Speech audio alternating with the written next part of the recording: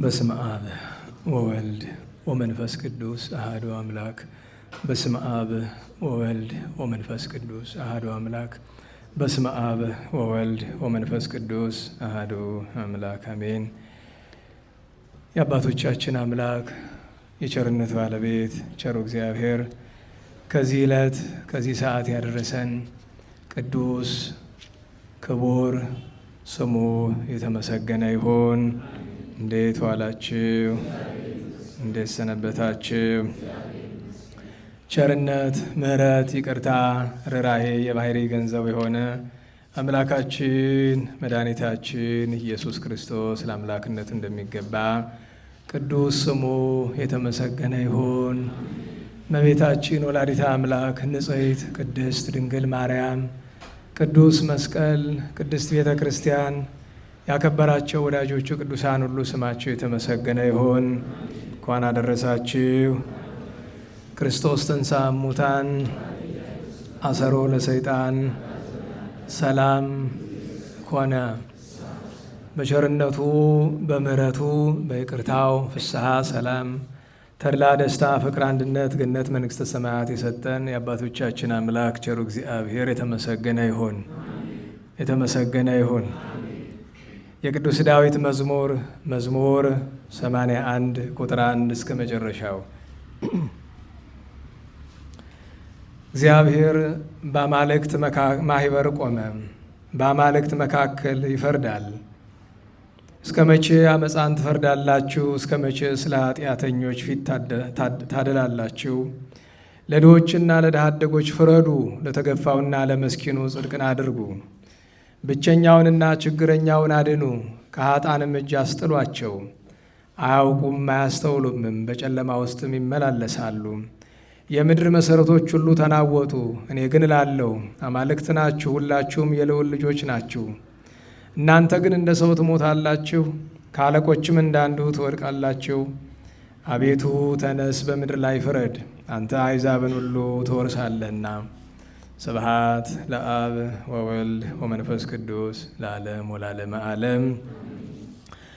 ቸሩ መድኃኔ ዓለም የቅዱስ ዳዊት ፈጣሪ ስለ ቅዱስ ቃሉ የተመሰገነ ይሁን። ዛሬ እንግዲህ ደጋግ በዓላት ያሉበት ቀን ነውና በተለይ የዓለም ሁሉ መምህር የቤተ ክርስቲያን ምሰሶ የተባለ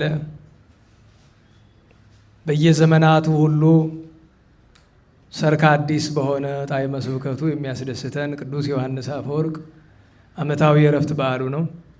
እንደዚሁም በሰማያት በቅዱሳን ማኅበር ከፍ ያለ ገናና ክብር ያላቸው አባታችን ቅዱስ ተክለ ሃይማኖት ከቅዱሳት አንስት ሁሉ በርኅራኄዋ የተመሰገነች እናታችን ቅድስት ክርስቶስ ሰምራ፣ ሌሎች እጅግ ብዙ ቅዱሳን አባ ሕዝቅያስ፣ አባ አብርሃም፣ ቅዱስ ዕንባቆም፣ ቅዱስ ዳንኤል፣ ቅዱስ ሚናስ፣ ቅዱስ እስጢፋኖስ፣ ጻድቅ እስክንድር ንጉሠ ኢትዮጵያ፣ ቅዱስ ቄርሎስ መንፈሳዊ፣ እነዚህን ሁሉ ብለን ሌላኛው የዛሬ ትልቅ በዓል የቅዱስ መስቀል ዓመታዊ በዓል ነው። ቅዱስ መስቀል በዓመት ውስጥ የሚታሰብባቸው የተለያዩ በዓላት አሉት።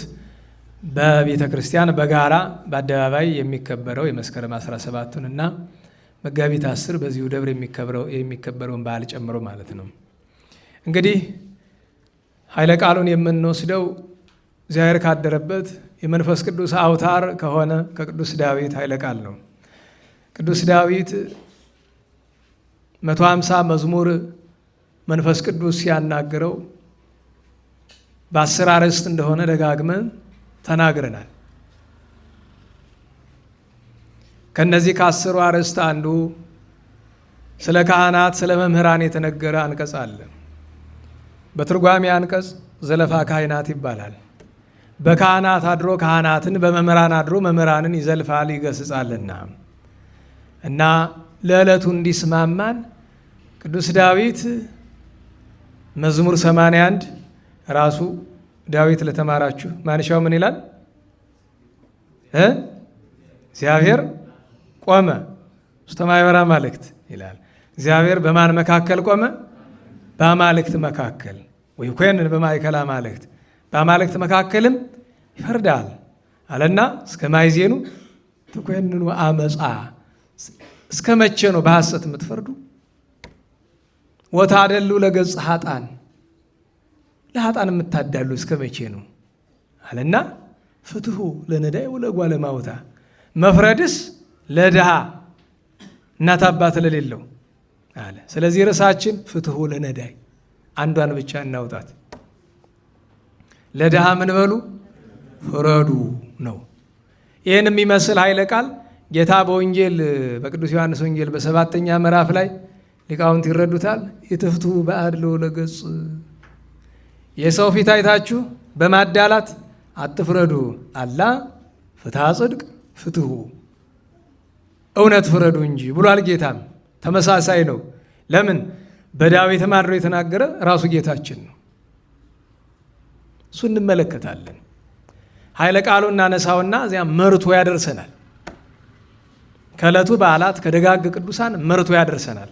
ታዲያ ቸር መድኃኔዓለም ፈቃዱ ከሆነ ተግሳጹን አያብዛብን። ርዕሱ በጣም ይጋብዛል እና አያብዛብን፣ በመጠን ያደርግልን የምንችለውን ያክል።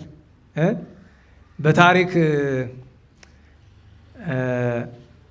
ከነገሱ ነገስታት ለኦርቶዶክሳዊነት በጣም ቀናይነት ካላቸው የዘመናዊ ኢትዮጵያ ታሪክ ሲባል ትሰማላችኋል። የኢትዮጵያን ታሪክ እናጠናለን የሚሉ ሰዎች ለራሳቸው በሚመቻቸው ይከፋፍሉታል። ጥንታዊ ታሪክ፣ የሜዲቫል መካከለኛው ዘመን ታሪክ ይሉታል እንደዛ።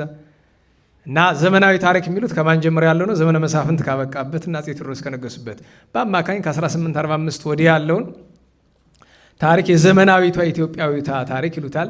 መለኪያ መስፈርቱ ባያሳምንም ግን አብዛኛው ለምዶታል። እና እነሱ በሚሉት በዘመናዊቷ ከአፄ ቴዎድሮስ ወዲህ ለኦርቶዶክሳዊ ተዋሕዶ ሃይማኖት በመቅናት ተወዳዳሪ የሌላቸው አፄ ዮሐንስ ናቸው። ስለ አፄ ዮሐንስ ስናገር በጣም የሚያዝኑ ሰዎች እንዳሉ አውቃለሁ። ከእናንተ ውስጥ አይደለም። ለምን ቢባል በዘረኝነት ሀሳብ ለምሳሌ በኦሮሚያ ክልል ያሉ ሁሉን ላይሆን ይችላል ፖለቲከኞቹ ሺህ ጊዜ በጎ ቢሰራ ከአማራ ከትግሬ ከሆነ አያስደስታቸውም። በእነሱ አመለካከት ልብ በሉት እንግዲህ ምኒልክ በእነሱ የት ምኒልክ ቴዎድሮስ ምንድን ናቸው? አማራ። ዮሐንስ ምንድን ናቸው? ትግሬ። እንደዛ ነው የሚያስቡት። እና እኛ ቆሽሸን እኛ ወደ ቆሻሻ ወርደን እንደገና ሆነው የማያውቁትን እኔ እንዲህ ነኝ ብለው የማያውቁትን ዘረኝነት የማያውቁትን ነገስታትን ጎትተን ወደዚህ ውስጥ ለመጣል እንሞክራለን። እና አንድ ሰው ብሔርተኛ ለመባል በተለይ በእኛ አካባቢ አፄ ዮሐንስን መሳደብ አለበት አይደል? አለመታደል ነው። እና እንደዚህ ብዬ እኔ አፄ ዮሐንስን ስለማመሰግን ለሀገራቸው ቀናኢ ኢትዮጵያን ምን ይሉ ነበረ? ኢትዮጵያ እናትህ ናት፣ ኢትዮጵያ ምሽትህ ናት፣ ኢትዮጵያ ሴት ልጅህ ናት፣ ኢትዮጵያ ቤትህ ናት፣ ኢትዮጵያ መቃብርህ ናት ይላሉ አይደል? ኢትዮጵያን ለመውደድ ኢትዮጵያን ወደው ሰው ናቸው። ያላጠፋ ንጉሥ አስተዋውቁኝ እስኪ። ጥፋት የሌለበት ሰው አለ? እንኳን ከነገስታት ወገን ይቅርና ከጻድቃን ወገን ስተት የሌለው ይገኛል? አልቦ ዘጾረ እሳተ ወአልቦ ዘይገብር ኃጢአት ለእግዝእትነ ማርያም ባሕቲታ። ከእመቤታችን በቀር እሳትን የተሸከመ ኃጢአትን ያልሰራ የለም። ቅዱሳን ሳይሳሳቱ ኑሮ ይመስልሃል? ነገር ግን ሰዎችን አባቶቻችን ለማክበር ሚዛናችን ምንድን ነው? አንደኛ የትኛው ያመዝናል? በጎ ወይስ ክፋታቸው? አንድ። ሁለተኛ ክፉ ቢያደርጉስ ይጸጸታሉ ወይስ ክፋታቸው ያስደስታቸዋል ነው መለኪያው። እና ቅድም አንድ ሰው ደውሎ አንድ ወዳጄ አንተ እየሰደቡ ነው አንዳንድ ሰዎች አለኝ። ደግሞ ምን ተገኘ ሲባል የወያኔ ተላላኪ ነው እያሉ። የእውነታው ይሄስ የመጀመሪያ ጊዜ ነው። በምን ምክንያት ሲባል እንዲህ ስለ አፄ ዮሐንስ የመሰከርከውን ነገር ይዘው ይኸው። አረ እንዲያውም አንደኛውማ ይሄ አባ ሰረቀ የሚባል ጋኔን አለ አይደለም? ታውቁት የለዛ በትግራይ ሆኖ የኢትዮጵያ ደመኛ ጠላት፣ የቤተ ክርስቲያን ደመኛ ጠላት ነው። ይህ አባ ሰረቀ ማለት ነው። ጭራሽ የሱ ተላላኪ ነው። ዮሐንስ አፄ ዮሐንስን የሚያመሰግን የነዛ ተላላኪ ነው ተብሎ ተፈርጇል። እኔ ማን ፈረጃው እንደወጣው አላውቅም። ግን አንድ እውነት ማወቅ አለባችሁ። የሰው ልጅ አንድ ሰው የሚለው ነገር አለ። ዓለምን እንዴት ታያታለህ አሉት። የእብዶች መኖሪያ ትመስለኛለች። እንዴት ሲሉት ጥቂት ልብሳቸውን ያወለቁ ብዙ ልብስ የለበሱ እብዶች የሚኖሩባት ናቸው። አስቡት። አሁንም በድጋሚ ላለው አፄ ዮሐንስ አራተኛ የኢትዮጵያ ንጉሠ ነገሥት ናቸው። የተሰዉ ለሃይማኖት ለሀገር ነው። በአንተ በዘረኝነት መንገድ ብትወስደው ለመጀመሪያ ጊዜ አማርኛ የሥራ ቋንቋ የሆነ ብሔራዊ ቋንቋ ተደርጎ የመንግስት ቋንቋ የሆነ በአፄ ዮሐንስ ነው። እንድታውቀው ስማቸው ንጉሠ ትግሬ አይደለም፣ ንጉሠ ጽዮን፣ ንጉሠ ኢትዮጵያ ነው። ሰማዕት ናቸው፣ ደማቸውን ያፈሰሱ። ማወቅ አለብህ እሱን። ይህንን ስለተናገርኩ የምን ተላላኪ ነው የምትላላኪ? ተው እሱን አንተ እንኳን አንተ ሰይጣን አይለኝም። እሱን ተውስ ከነ ክፋቱ እሱ አይለኝም። በምን አመጣው ብትሉኝ አሁንም አፄ ዮሐንስን ልጠቅስ ስለሆነ እሳቸውን ጠራ ብሎ ደግሞ አሁን የሚሉትን ደግሞ ስለማውቅ ነው። ለሁሉም ነናዋላችሁ። አፄ ዮሐንስ በግራኝ አህመድ ምክንያት አብዛኛው የኢትዮጵያ ክፍል ሰልሞ ነበረ። ያንን የመመለስ እቅድ ነበራቸው ወደ ኦርቶዶክስ። በማስተማርም አንዳንድ ጊዜ በጉልበትም አድርገውታል። በጉልበት ማድረጉ ተገቢ ነው ወይ? አይደለም። እምነት በጉልበት በግድ ኦርቶዶክሱን በግድ አየለም።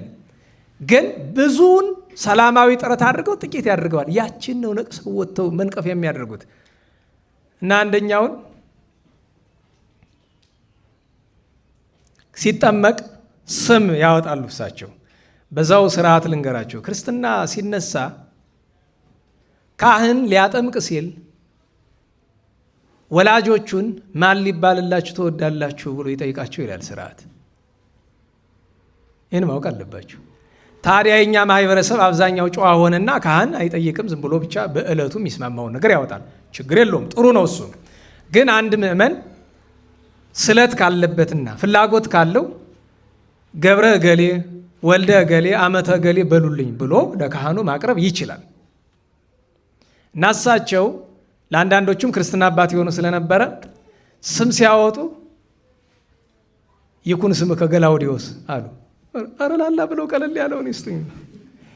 ሰውየው ከልቡ ስላልሆነ ያመነው አንደኛ እንደዛ ብሎ አለ ይባላል። ገላውዴዎስ ደህና ዋላችሁ። እንዲያው ነገሩ ስቦ አስገብቶ ነው እንጂ ይሄን ለመናገር አልነበር የሚመጣው። ለሁሉም ወደ ጉዳያችን እንምጣና የቅዱስ ዳዊትን ነገር ስናነሳ አንዳንድ ጊዜ ከበድ የሚል ነገር አለ። ቅዱስ ዳዊት ዘለፋ ካህናትን በካህናት መምህራንን በመምህራን ሲዘልፍ ይህንን ተናግሯል።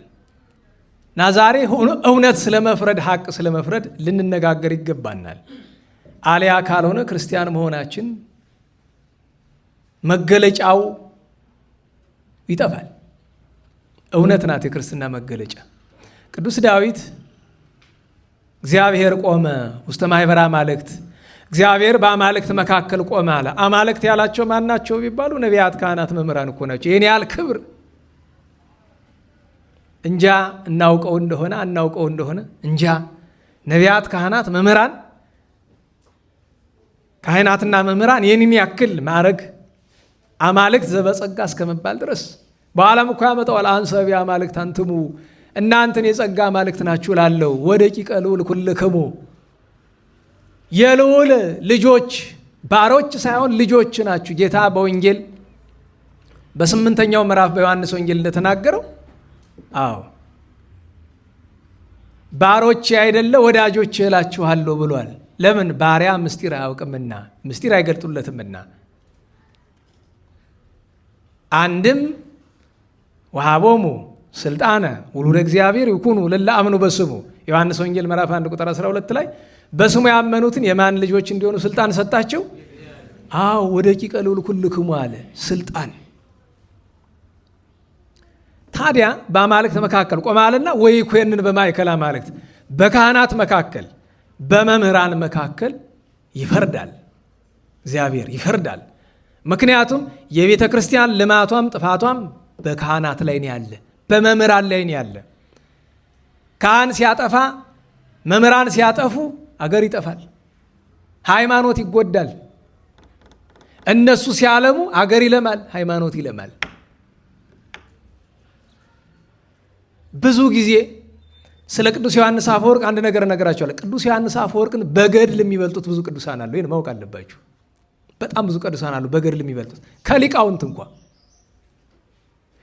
የአፈወርቅን ማዕረግ እዚህ ደረጃ ያደረሰው ምንድን ነው ብለህ ብትጠይቀኝ ጾሙ፣ ጸሎቱ፣ ስግደቱ፣ ንጽህናው ይህ ሁሉ እያለ በዋነኝነት የምጠቅስልህ ሁለት ነገሮችን ነው። ዋኖቹ ለየት ያሉት ነገሮቹ አንደኛው ስለ እመቤታችን ክብር፣ ስለ ራሱ ክብር ሳይጨነቅ ስለ አምላክ ክብር ብሎ ያቺ ራቁቷ የተሰቀለች ሴት ፊት ያደረገው ነገር ነው። በሰው ፊት የሚያዋርድ የሚመስል ነገር፣ በእግዚአብሔር ፊት ግን አያችሁ ለራሱ ክብር በአደባባይ ለእግዚአብሔር ክብርና ለድንግልናቱ ክብር እንጂ ለራሱ ክብር አለመጨነቁ ነው። ሁለተኛ ለዚያች ድሃ፣ ለአንዲት ድሃ ሲል የዓለም መብራት የቤተ ክርስቲያን ፋና ለሞት ተዳርጓል። ለአንዲት ድሃ መበለት ሲል ይሄ ነው አፈወርቅን የሚያስበልጠው። ገድልማ ከብዙ ሊቃውንት ከብዙ ቅዱሳን ዘንድ አለች። ይህን ማወቅ ያስፈልጋል። እና ወይኮንን በማእከለ አማልክት በመምህራን በካህናት መካከል ይፈርዳል ካለ በኋላ እስከ ማእዜኑ ትኮንኑ አመፃ፣ እስከ መቼ ሐሰት ትፈርዳላችሁ? እስከ መቼ ጉቦ ትቀበላላችሁ? እስከ መቼ? ነቢዩ ኤልያስም እስከ ማእዜኑ ተሐነክሱ በክልኤ ወንጌጋያቲክሙ፣ በሁለት በደል ያለው ምንድን ነው? ጣዖት የሚያመልክ በደሉ ስንት ነው? ንገሩኝ። ጣዖት ሲያመልክ ቆይቶ ቤተ እግዚአብሔር ውስጥ የሚገባ በደሉ ስንት ነው? ሁለት ነው። እግዚአብሔርን እንይዛለን ይባላል። ቄስ ነኝ፣ ዲያቆን ነኝ፣ መምህር ነኝ፣ እንዲህ ነኝ ይባላል። ውሏችን ግን ስራችን ግን የአሕዛብ ነው። ከተራው ሰራተኛ ጀምሮ ዛሬ አስቸጋሪ እኮ ነው። በነገራችሁ ላይ እኔ በሕይወቴ አሁን ቅርብ ጊዜ ከገጠመኝ ነገር አንዱ ልንገራችሁ። ሰዎች መጡ፣ የተቸገሩትን የሚረዱበት ተቋም አላቸው እና የሆነ አካል መጥቶ ጉቦ ካልሰጣችሁን ይዘጋል አለ። አሁን ጭንቅ ሆነ። ጉቦ ቢሰጡም በደል ነው፣ ባይሰጡ ደግሞ ያ የተቸገሩትን የሚረዱበት ተቋም ሊዘጋል። ደህና ዋላችሁ? ይገባችኋል? ምን እናድርጋሉኝ? አይ እንግዲህ ሶስና ያለችው ነገር አለ። ነውር እንፈጽም ብለው ሲሏት እሺ ብላችሁም አልድንም፣ እምቢ ብላችሁም አልተርፍም፣ ነገር ግን ሞቴ በእግዚአብሔር ይሁን፣ ይእይሰኒ እደቅ ውስተ እደ እግዚአብሔር። በቃ በእግዚአብሔር እጁ ብሞት፣ በሁለቱም ጎዳና ሞት ነው፣ አይቀርልኝም ሞቱ፣ ቢያንስ እውነት ይዤ ብሞት ይሻለኛል አለች። እኔ ግን ምላቸው ሲጨንቀኝ አንድ ነገር አልኩኝ። እንግዲህ ይሄን አድርጉ ማለቴ ሳይሆን ለዕለት ምን እናድርግ ሲሉ በቃ ስጧቸው ገንዘቡን። ጉቦውን ሲሉኝ አይ ምጽዋት ብላችሁ ትሰጧቸው እንደሆነ ስለ ቸሩ መድኃኔዓለም ብላችሁ ስለ መብርሃን ይሻል እንደሆነ የመጨነቅ እኮ ነው። ስለ መብርሃን ስለ ቅዱሳን ብላችሁ ትሰጧቸው እንደሆነ ቸገረን እኮ። ያለ ጉቦ ምንም እኮ የትም መሄድ አይቻልም። የትም አልኳችሁ፣ የትም ቤተ መንግስት፣ በስጋዊ ተቋም ብትሄድ፣ በመንፈሳዊ ተቋም ብትሄድ እኮ ችግር ሆነ። እስከ ማእዜኑ ትኮንኑ አመፃ፣ እስከ መቼ ሐሰት ትፈርዳላችሁ? እስከ መቼ ውሸት? በነገራችሁ ላይ አንድ ሰው እውነትን ይዞ ፍርድ ቤት ሄደ፣ አልፈርድልህም ተባለ።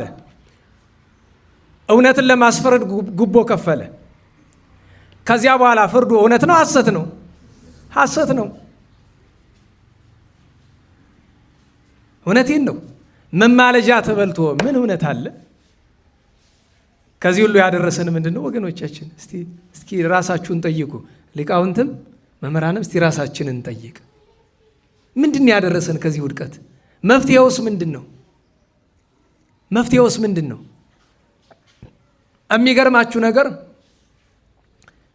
በጣም ስምን በክፉ መንገድ ሲያነሳ የነበረ ሰው የቤተ ክህነት ሰው ነው። ከዛ የሆነ ጊዜ ቸገረውና የሆነ እርዳታ ተደረገለት። ከዛ በኋላ አመስጋኙን ደህና ዋላችሁ።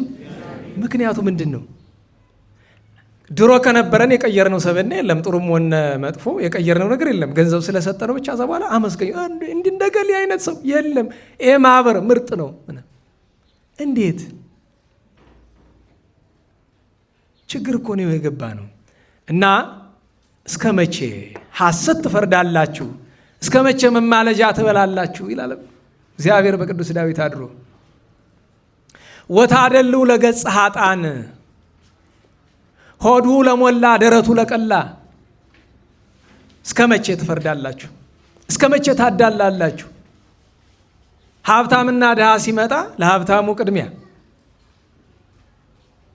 በእኛ አፍ በእኛ አይን የተከበረ ለምንላቸው ማለት ነው። እና ዘለፋውን ከዚህ በላይ በወስደው ስለሚያቀያይመን ልተወዚ ላይ ቀጥሎ ግን ምን አለ? ፍትሑ ለነዳይ ወለጓለ ማውታ፣ ለድሃ ምን በሉ ፍረዱ። ለድሃው ፍረዱ፣ ለድሃው ፍረዱ። ትርጓሜ ሀተታ አለ። ትንሽ እንይ እስቲ ሀተታ ለድሃ ፍረዱ ሲል እንዴት ዋላችሁ? ድሃ ማን ነው? መጀመሪያ ድህነት ስንት አይነት ነው? የእውቀት ድሃ አለ፣ የገንዘብ ድሃ አለ፣ የአእምሮ የበጎ ስራ ድሃ አለ፣ የእምነት ድሃ አለ፣ ብዙ አይነት ድሃ አለ። እኔ ግን ቁልጭ ያለውን ነገር ንገረነ ካላችሁኝ ድሃ ማለት ማን ነው? እስቲ አንድ ጎበዝ የሚነግረኝ ድሃ ማለት ማን ነው? ኧረ በሞቴ ማን? ሽልማት ምናምን ልበል እንደው ትሮይ ጎበዝ እስቲ ማን ነው? ድሃ ማን ነው? እሱማ ሩቅ ነው ወትሮ ነው። ኧረ እንዲያው ኧረ እዛ ትንሽ ዞር እንበል ከሱ። ድሃ ማን ነው?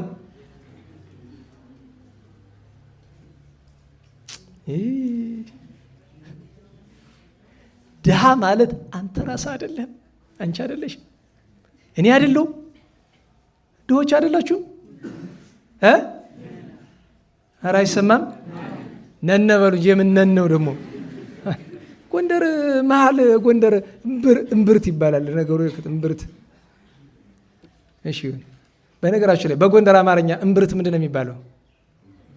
ጉንብራ ነው እንጂ እምብርት እኮ የሸዋ አማርኛ ናት።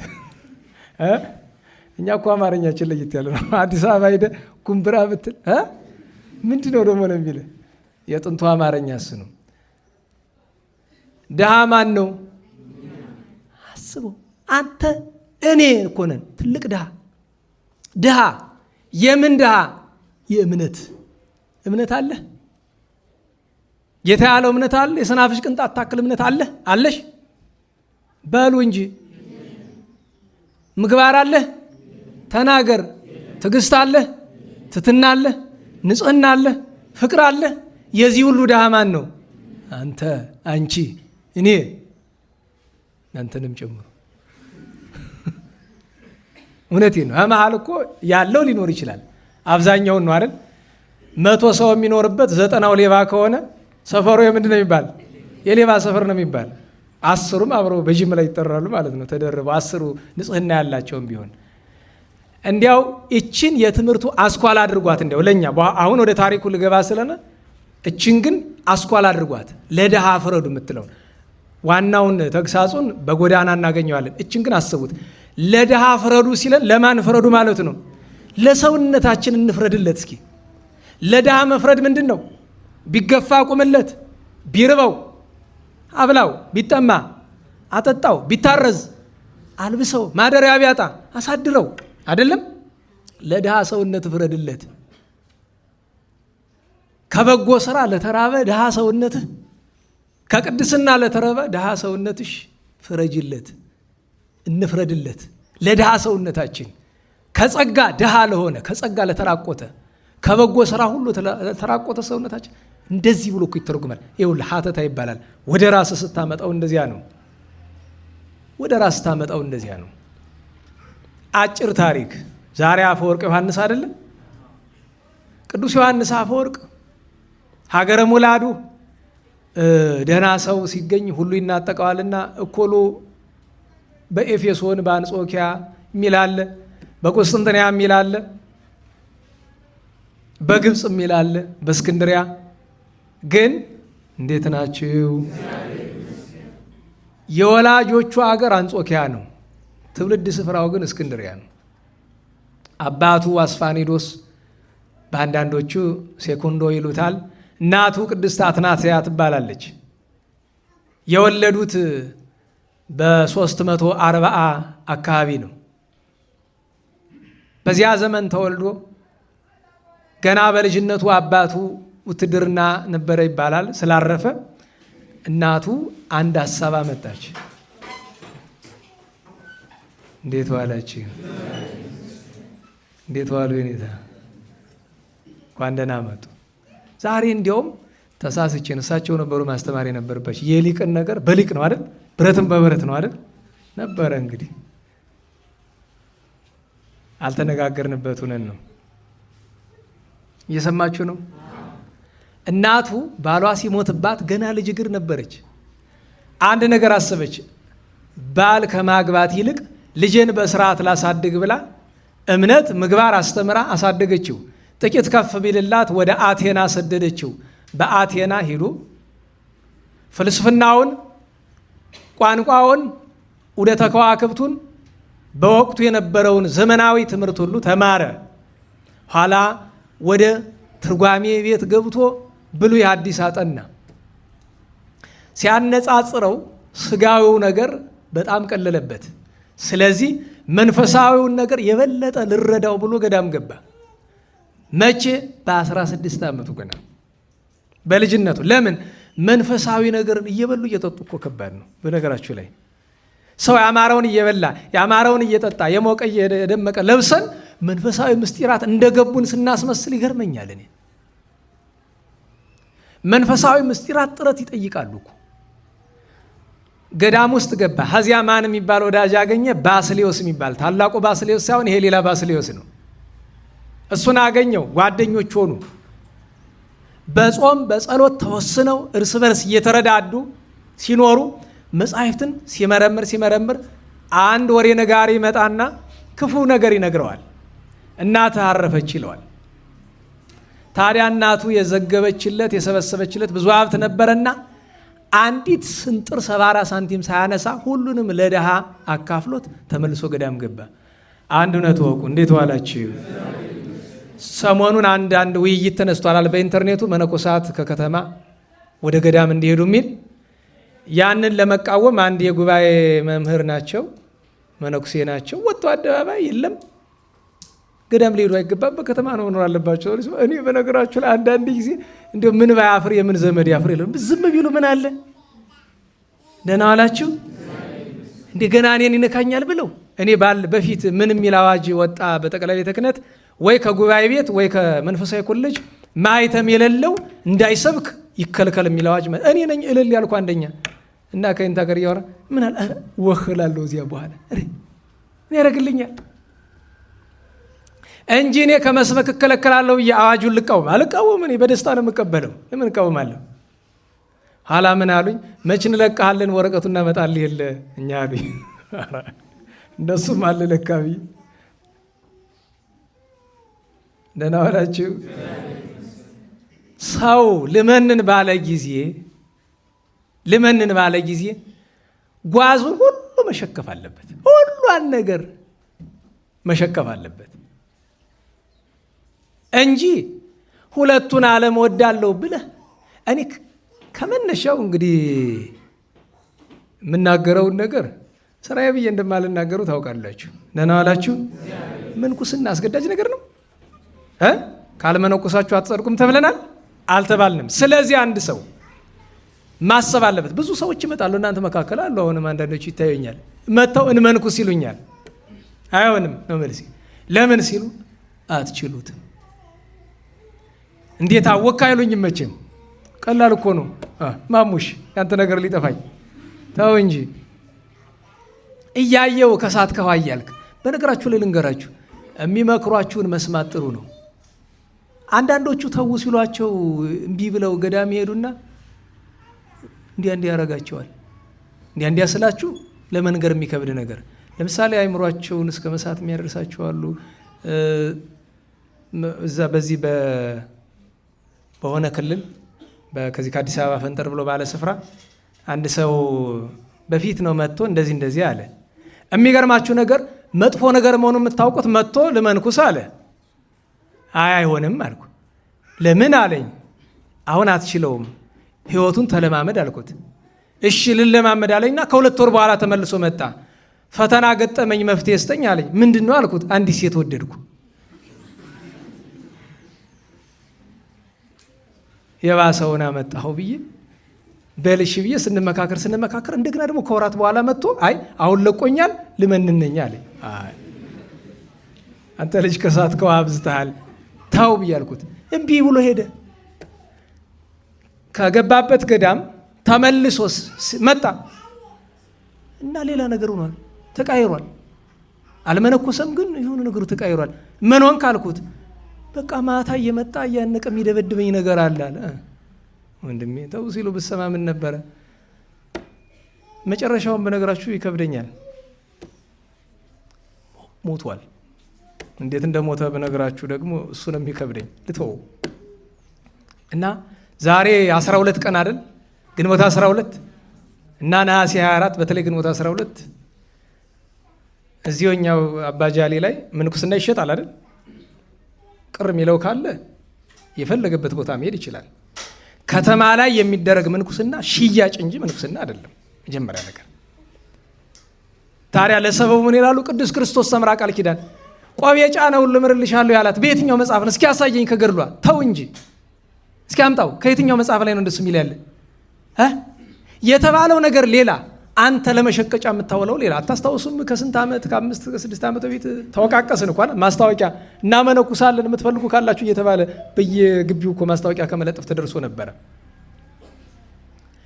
ለምን ይህን አነሳ ብትለኝ፣ አንደኛ እናታችን ቅድስት ክርስቶስ ሰምራ ናት። ዛሬ የእሷ ልጅ ለመሆን ከቃል ኪዳኗ ለመሳተፍ መመንኮስ ግድ ያስፈልጋል። አፈወርቅ ቅዱስ ዮሐንስ ገዳም እገባለሁ ባለ ጊዜ እመንናለሁ ባለ ጊዜ ሽክፍ ጠፈፍ አድርጎ ግን የገባ ለዚያ ነው የቤተ ክርስቲያን መብራት የሆነ። ከዚያ ዲቁና ነበረውና የተሾመው ዲያቆን ሳለ ብሉይ ኪዳንን ጠፈፍ አድርጎ አጠና፣ አይደለም ተረጎመ።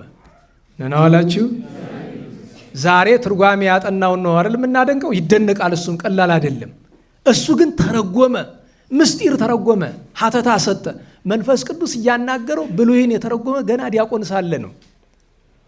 ታዲያ እሱ በነበረበት ገዳም አንድ ደግ ባሕታዊ ነበረ፣ ሲሲኮስ የሚባል። ማን? መንፈስ ቅዱስ የሚደረጉ ነገሮችን ሁሉ በገሃድ ይገልጥለታልና አንድ ቀን ሌሊት አፈወርቅ ሲጸልይ ቅዱስ ዮሐንስ አፈወርቅ ከሰማይ ብርሃን የተጎናጸፉ 2 ቅዱሳን ሲወርዱ ያያል። እነማን ናቸው እያለ አባ ሲሲኮስ ሲያደንቅ፣ አንዱ ሽማግሌ አንዱ ወሬዛ ነው፣ ጎልማሳ ነው። ሽማግሌው እኔ የሐዋርያት አለቃ ቅዱስ ጴጥሮስ ነኝ፣ ጌታ የማሰር የመፍታት ስልጣን እንድሰጥ ልኮኛል ብሎ ቁልፍ ሲሰጠው ያያል። ሁለተኛው ደግሞ እኔ ወንጌልን የጻፍኩ ቀዳሚሁ ቃል ብዬ ለመናፍቃን መዶሻ የሆንኩ እኔ ነኝ፣ ምስጢር ሰጥቷል። ያኛው ስልጣኑን፣ ዮሐንስ ምስጢሩን። አበው ታዲያ በትውፊት ምናሉ? ኤልያስም ነበረ ምኑን ሰጠው ቢሉ ጥብዓቱን። ዮሐንስ አፈወርቅ ማን ነው ብትለኝ፣ እንደ ቅዱስ ጴጥሮስ የሰማይ የምድር ስልጣን፣ እንደ ቅዱስ ዮሐንስ የሰማይ የምድር ምስጢር፣ እንደ ቅዱስ ኤልያስ የሰማይ የምድር ጥብዓት የተሰጠው ነው። ይህንን ሲያይ ሲሲኮስ ለማንም አልተናገረም፣ ግን የአፈወርቅን ነገር አደነቀ። በሌላ ጊዜ ግሩም መልአክ ሚካኤልም ነው ቢሉ ወርዶ ለቅዱስ ዮሐንስ አፈወርቅ ይገለጥለታል። ደንግጦ ወደቀ ሊቁ። ከዚያ ብርሃኑን ከእርሱ ዘንድ ሰውሮ በአምሳለ ብሲ በሰው አምሳል ታየው፣ ተነጋገረው። አስደነገጥከኝ እኮ ማነህ አለው። እኔ እግዚአብሔር መልአክ ነኝ፣ ከእግዚአብሔር ተልኬ መጥቻለሁኝ። ለአንተ በምድር በሰማይ ሀብት ተሰጥቶሃል። ምን አለው? ዳንኤል ሐዲስ ዘአደረ ውስቴትከ መንፈስ ቅዱስ፣ መንፈስ ቅዱስ ያደረብህ አዲሱ ዳንኤል አንተ ነህ። ከጽንፍ እስከ ጽንፍ ቃል ይሰማል፣ ትምህርት ይደርሳል። ለአሕዛብ ለሕዝብ ሁሉ መምህር ትሆናለህ። ነገር ግን ነገ የአንጾኪያው ሊቀ ጳጳሳት ይመጣል፣ ቅስና ይሾመሃል፣ እምቢ እንዳትል ከእግዚአብሔር ነው አለ። በእነሱ ቋንቋ ምን ይለዋል? ጠርዚ ቤጥር ይለዋል አይደል? ካህን ትሆናለህ አለው። ከዚያ ሄዶ ለሊቀ ጳጳሳቱ ለአባ ፊላትያኖስ ነገረው። አባ ፊላትያኖስ በማግስቱ ካህናትን ሰብስቦ መጥቶ ቅዱስ ዮሐንስ አፈወርቅን ቅስና ሹሞ አስተምር ብሎ ሀገረ ስብከት ሰጠው የሚያስተምርበትን። ደህና ዋላችሁ። ከዚህ በኋላ ነው እንግዲህ ዓለም የሚያውቀው አፈወርቅ። ልብ በሉ ቅዱስ ዮሐንስ አፈወርቅ በገዳም በንጽህና በድንግልና በትምህርት ራሱን በደንብ አብስሏል። መንፈስ ቅዱስ እንዲያድርበት ሆኗል። ከዚያ ብርቱ ምሰሶ ከሆነ በኋላ ውጣና አስተምር ተባለ። ማስተማር ጀመረ። ያላመኑትን እያሳመነ ያመኑትን እያጸና ሲያስተምር በዚያ ወራት አንድ ችግር ይፈጠራል። ንጉሠ ነገሥቱ ያስቀመጠው ሐውልት ይፈርሳል። እናዋላችሁ ያዟቸው ሕፃናትን፣ ጉባኤ ሕፃናትን ይዛችሁ ኑ፣ ደስ ይለናል፣ ግን ያዟቸው። እሺ ይኸው እናንተ መቼም እሺ አትሉም። እናንተ ያላመጣችኋቸውን እነዚያ ስለሆነ ሕፃናቱን ያዟቸው ባለቤቶቹ። ምክንያቱም በጉባኤ ሲመጡ ለእነሱም ጥቅም ነው፣ ለእኛም ረድኤት ነው። ነገር ግን በጣም ሲንቀሳቀሱ ዝም ስትሏቸው በገምኑድ የተደረገውን ነገር እንነግራችሁና እንዳናስደነግጣችሁ፣ አዎ የቀውስጦስን ነገር እንዳናመጣውና እንደዚያ እንዳንል ብዬ ነው። እንዴት ዋላችሁ? ሐውልቱን በተቃውሞ አንዳንድ ሰዎች አፈረሱት። ንጉሠ ነገሥቱ የቁስጥንጥንያው ንጉሥ ተቆጥቶ ቅጣት አዘዘ። ለአማላጅነት ጳጳሱ ሲሄድ ሊቀ ጳጳሳቱ አባ ፊላትያኖስ ለአማላጅነት ወደ ቁስጥንጥንያ ሲሄድ ሀገሩን ለማን አደራ ብሎት ሄደ? አንጾኪያን ለቅዱስ ዮሐንስ አፈወርቅ። የዛን ጊዜ አፈወርቅ የሚል ስም የለም፣ ቅዱስ ዮሐንስ ነው የሚባል ወይም ካህኑ ዮሐንስ ነው የሚባል እና አስተምር ብሎት ሄደ። ሊቀ ጳጳሳቱ እስከሚመለስ ድረስ በከተማ ውስጥ የነበሩ መናፍቃንን በሙሉ አፋቸውን አዘግቷቸው ጠበቀ። አቤት አቤት፣ እኮ ይገርመኛል። ደህና ዋላችሁ።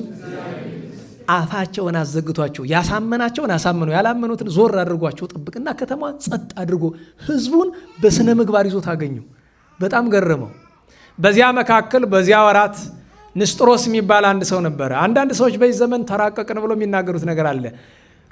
የጉባኤ ኤፌሶን የተደረገ በ431 ነው አይደለም? ነናላችሁ። ይሄ ማለት ቅዱስ ዮሐንስ አፈወርቅ ካረፈ ከ24 ዓመት በኋላ ነው። እና ምን ይላሉ? በየት ተገናኝተው ነው ንስጥሮስና አፈወርቅ አብሮ የሚተረክላቸው ይላሉ። 24 ዓመት ተው እንጂ ኧረ ተው። ነገሩ እንዲህ ነው። ንስጥሮስ መጀመሪያ የአንድ ክፍል ጳጳስ ነው የነበረ። የቁስጥንጥንያ ሊቀ ጳጳሳት የሆነ በኋላ ነው።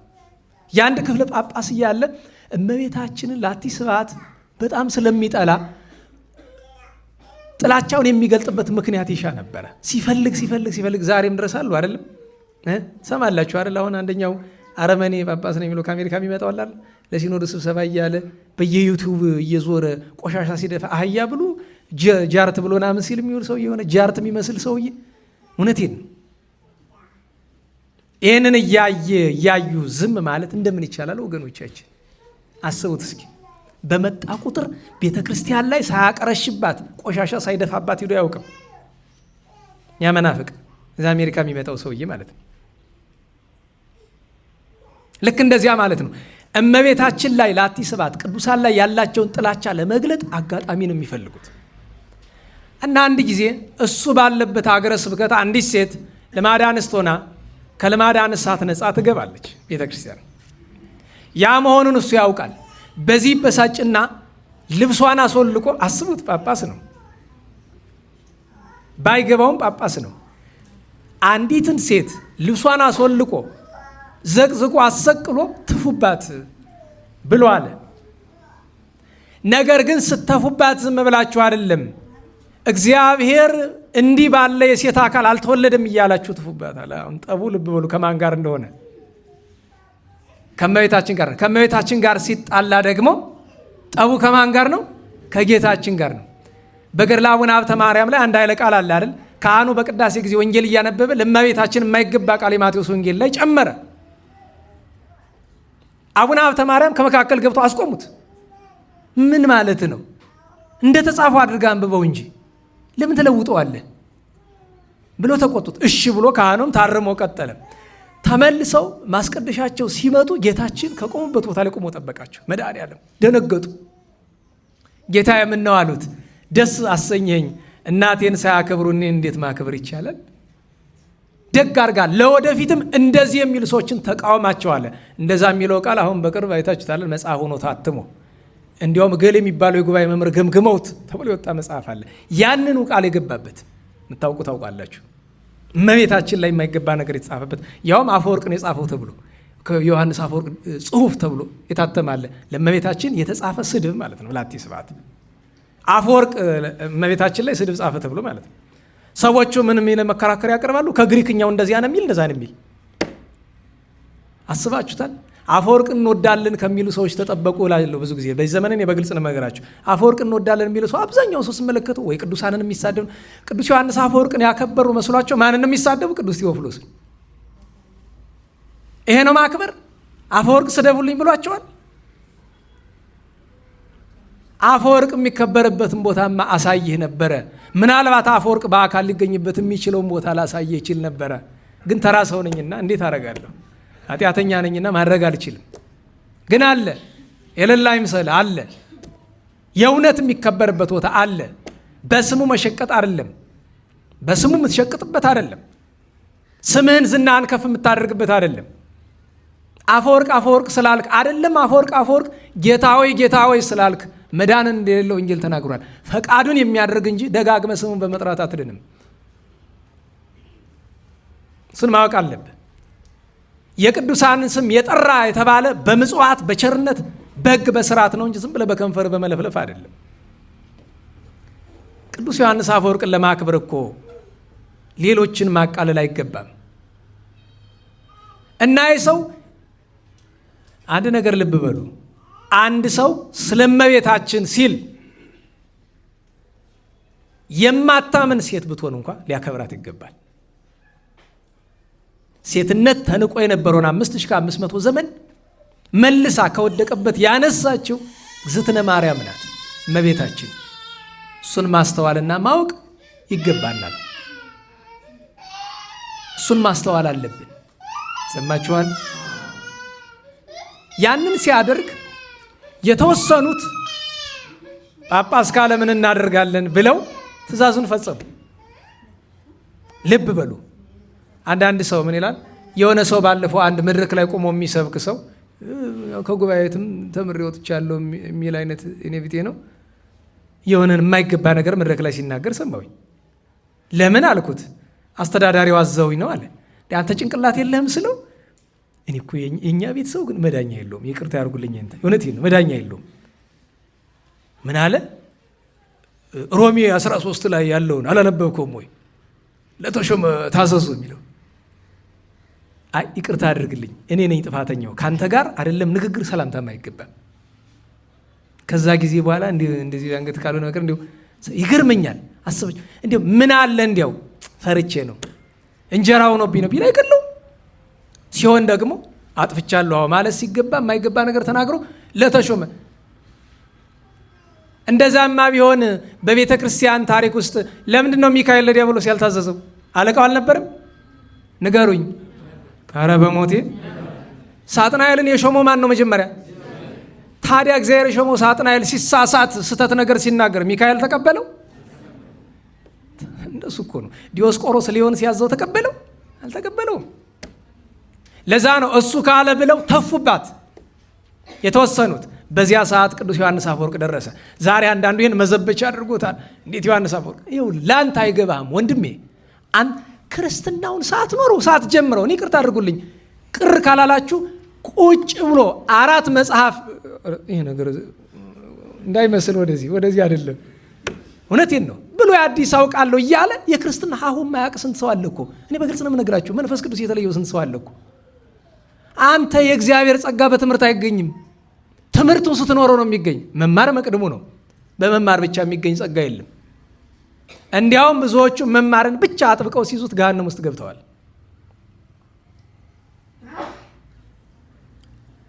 እና መጥቶ ሲያይደነገጠ ምንድን ነው በደሉ አለ። አይ እንደዚህ ነው ግን እንዲህ ብላችሁ ትፉባት ሲባል ጠቡ የንስጥሮስ ከዚያች ሴት ጋር እንዳልሆነ ማን ገባው? ዮሐንስ። ልብ በሉ ንስጥሮስ ለእመቤታችን ያለውን ጥላቻ ላቲ ስብሐት ለመግለጥ ማንን ተጠቀመ? ያችን ሴት። አፈወርቅም ለእመቤታችን ያለውን ፍቅር እችን ሴት ተጠቀመ። ለዚያ ነው እኔስ አምላክ ወልደ አምላክ ሕያው አካላዊ ቃል ከእመቤታችን ድንግል ማርያም በዚህ ሥጋ እንደተወለደ አምናለሁ ብሎ እጅ ነሳ። እናመሰግነዋለን። ደስ ይለኛል። በነገራችሁ ላይ ከተአምረ ማርያም ውስጥ የምወደው ትልቁ ተአምር አንዱ ሁሉም ይወደዳል የበለጠ ይሄ ነው። ደስ ይለኛል። ለምን? ትንሽም ብትሆን ሲገባህ ቀን ነው ያሊረዳ የሚችለው። እመቤታችን መውደድ ምን እንደሆነ እኛ ገና አልገባንም፣ እኔም አልገባኝም። ግን ጫፍ ጫፉን ከደጎቹ ሰዎች ስለማይ በዛ ምክንያት ነው። ትንሽ ከደግ ሰው መዋል ጥሩ ነው። ቅድም ብያቸው የለ የአፈወርቅ ዮሐንስ ትልቁ ክብሩ ነው። ምክንያቱም እኔ እናውቃለሁ እንዲያደረገ ብዬ ሰው ያማኛል ይፈረድብኛል አላለም። ያስበለጠ የእግዚአብሔርንና የድንግል ማርያም የእናቱን ክብር ነው። ይህንን ሲያደርግ ነው መጀመሪያ ሲያስተምር ህዝቡ ይሄስ ወርቅ ነው አንደበቱ ያሉ ነበሩ ይባላል። መጀመሪያ ስሙ ጀመረ ማለት ነው። ግን አደባባይ አልወጣም።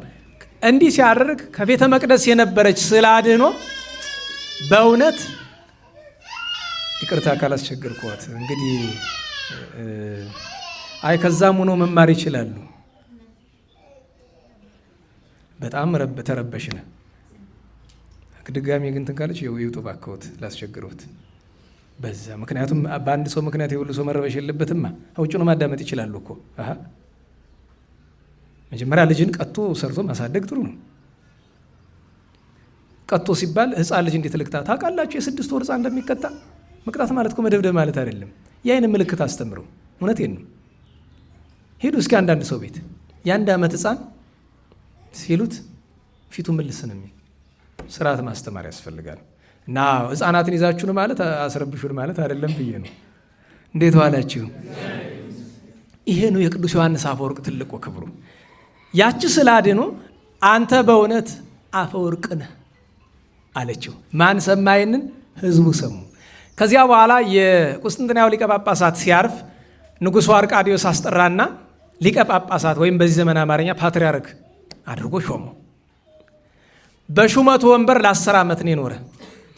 በ10 ዓመት ውስጥ የሚያስደንቁ ነገሮች አሉት። ዮሐንስ አፈወርቅን ዮሐንስ አፈወርቅ ያሰኙትን አጫጭር አንዳንድ ነገሮች እንገራችሁ። በዲቁና ብሉይ ተረጎመ ብለናል አይደል? በቅስና ደግሞ ሐዲሳትን ተረጎመ። ሊቀ ጳጳሳት ከሆነ በኋላ ግን ዋናው ስራው መጻሕፍትን ከመተርጎም ባሻገር ህዝቡን ማስተማር ማጽናትና እያንዳንዱን ኤጲስቆጶሳትና ጳጳሳት ይከታተላቸዋል። ህዝቡን የሚጠቁም የሚወዱም እነሱ ናቸዋል። ካህናትን ይቆጣጠራቸዋል። ሊቃውንትን ይቆጣጠራቸዋል። ለራሱ ከቶውኑ አፈወርቅ እንቅልፍ አልነበረውም። ያስተምራል፣ ድርሳናት ይጽፋል፣ ይጸልያል፣ ይሰግዳል፣ ይተጋል። ጥቂት ብቻ ነው የሚያርፍ የነበረ። አባቶቻችን ሲናገሩ ምግቡ ይላል በወርቅ ሚዛን። የወርቅ ሚዛን ታውቃላችሁ? የምታክል በዚያች ተለክታ እጁ ላይ ስታርፍ ገብስ ከነ አሰሩ ነው። ታዲያ ፋይበር ትለዋለ። በዚህ ዘመን ፋይበር ያለው ምግብ ብሉ ይላል የዘመን ሳይንስ። ከነ አሰሩ እዚች እጁ መሃል አድርጎ ያችን ይበላል፣ ጥርኝ ውሃ ይጠጣል። አለቀ። ልብሱ ምንድን ነው ቢሉ ዳባ ነበር የሚለብስ። ሊቀ ጳጳሳት ፓትርያርክ ሆኖ እያለ ዳባ ነበር የሚለብስ። ታዲያ በወቅቱ የነበሩ ብዙ ኤጲስቆጶሳት ካህናት አንዳንዶቹ ይጠሉታል፣ ያሙታል።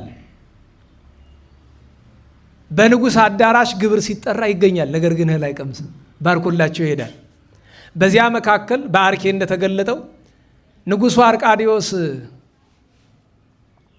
ልጅ ሲወልድ ይሞትበታል። ተቸገረ። ኋላ አንዳንድ ሰዎች ምን ይሉታል? ደግ ካህን ቢያጠምቅልህ እኮ ይተርፍልህ ነበር ይሉታል። አሁን ካህን ደግ ሆነ አልሆነ ስልጣኑ አንድ ነው። እንዲያው በተለየ እንዲያው በቅድስና በጸሎት ካልተባለ በቀር ደግማ ከአፈወርቅ በላይ ማን አለ ሊቀ ጳጳሳቱን ማያጠምቅልኝ ብሎ እሱን ይጠራዋል። በአሳባሪ መንገድ ሲሄድ የእግዚአብሔር መልአክ ያችን ሕፃን ይዘና ተብሎ ታዞ ሲወርድ አፈወርቅ ሲሄድ በጎዳና ይገናኛሉ። አፈወርቅ እጅ ነሰዋል እግዚአብሔር መልአክ። ወዴት ትሄዳለህ ይለዋል። ወደ አርቃዲዮስ ቤት። አንተስ? ወደ አርቃዲዮስ። ምን ልታረግ? ሕፃኗን አምጣ ብሎኝ። እኔ ላጠምቅ አይደለም መሄድ። አይ እኔ ትእዛዝ አለብኝ ከእግዚአብሔር። እኔስ ቢሆን አለብኝ አይደለ? አንዳንድ ሲባባሉ አይ እኔማ እሄዳለሁ ብሎ መልአኩ ሰይፉ እንደተመዘዘ ሲራመድ መስቀሉን ይዞ የለ። አዎ አሰርከ በምድር ይከውን እሱረ በሰማያት ብሎ የእግዚአብሔር መልአክ አስቀድሞ ነግሮታል። ያ የነገረው መልአክ ራሱ ባመጣው ነገር ተይዛ አልተባለ፣ ተያዘ ነው። ቀጠው ዜብ ላይ አንድ ነገር ወቁ። እንዴት ዋላችሁ? አሁን የእግዚአብሔር መልአክ ሲገዝተው ጅግሩ የታሰረ ይመስላል? መጀመሪያ የሚታሰር ጅግር ያለው ይመስላል? መልአኩን 10 ዓመት ሙሉ ያቆመው ምን ይመስላል? ስልጣነ ክህነት ነው። ያ ስልጣነ ክህነት ንብረትነቱ የማን ነው? ንገሩኝ። ስለዚህ መጀመሪያ ነገር የእግዚአብሔር መልአክ ማንን ፈርቶ ነው የቆመ? ቀጥሎ ግን የማንን ስልጣን ፈርቷል? የካህኑን፣ የሊቀ ጳጳሳቱን፣ የቅዱስ ዮሐንስን። ሄደ አጠመቃት። ደስ ቢለው ረስቶት ሄደ። እንዲህ አፈወርቅን ያክል ሰው እንዴት ረሳ ቢሉ እግዚአብሔርን ያስረሳው ክብሩ እንዲገለጥ። ከ10 ዓመት በኋላ በዚያ ጎዳና ሲያልፍ እንዲያው እንዳላገኝቶታል። ጌታዬ ምነው እዚህ ምን አቁመሃል? ታው እንጂ ያደረከውን ረሳው አለው። ይቅር በለኝ ብሎ ይቅርታ ጠይቆ ፈቶታል። ይዟት ሂዷል። ቢሄድ ሲላቀሱ አገኛቸው። ምን ሆናችሁ? ልጃችን አረፈች አሉት።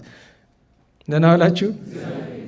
በተወለደች በ10 ቀኗ የተጠመቀች። በነገራችሁ ላይ ስርዓት ቤተክርስቲያን አለ አይደል? ሞት የሚያስፈራው ሕፃን ከሆነ 40 ቀን 80 አይጠበቅም። ሞት የሚያስፈራው ከሆነ በካህናት ውሳኔ ይጠመቃል። በ10 ቀኗ ልትቀሰፍ የነበረችው ሕፃን ወይም ልትወሰድ የነበረችው በ10 ዓመቷ 10 ዓመት ዕድሜ የተጨመረላት በዚህ ምክንያት እና አጽናንቷቸው ተመልሷል። ከዚህ ሁሉ ነገር በኋላ ቅዱስ ዮሐንስ እኔ ዛሬ አንዳንድ ጊዜ ሰው ምን ያስባል?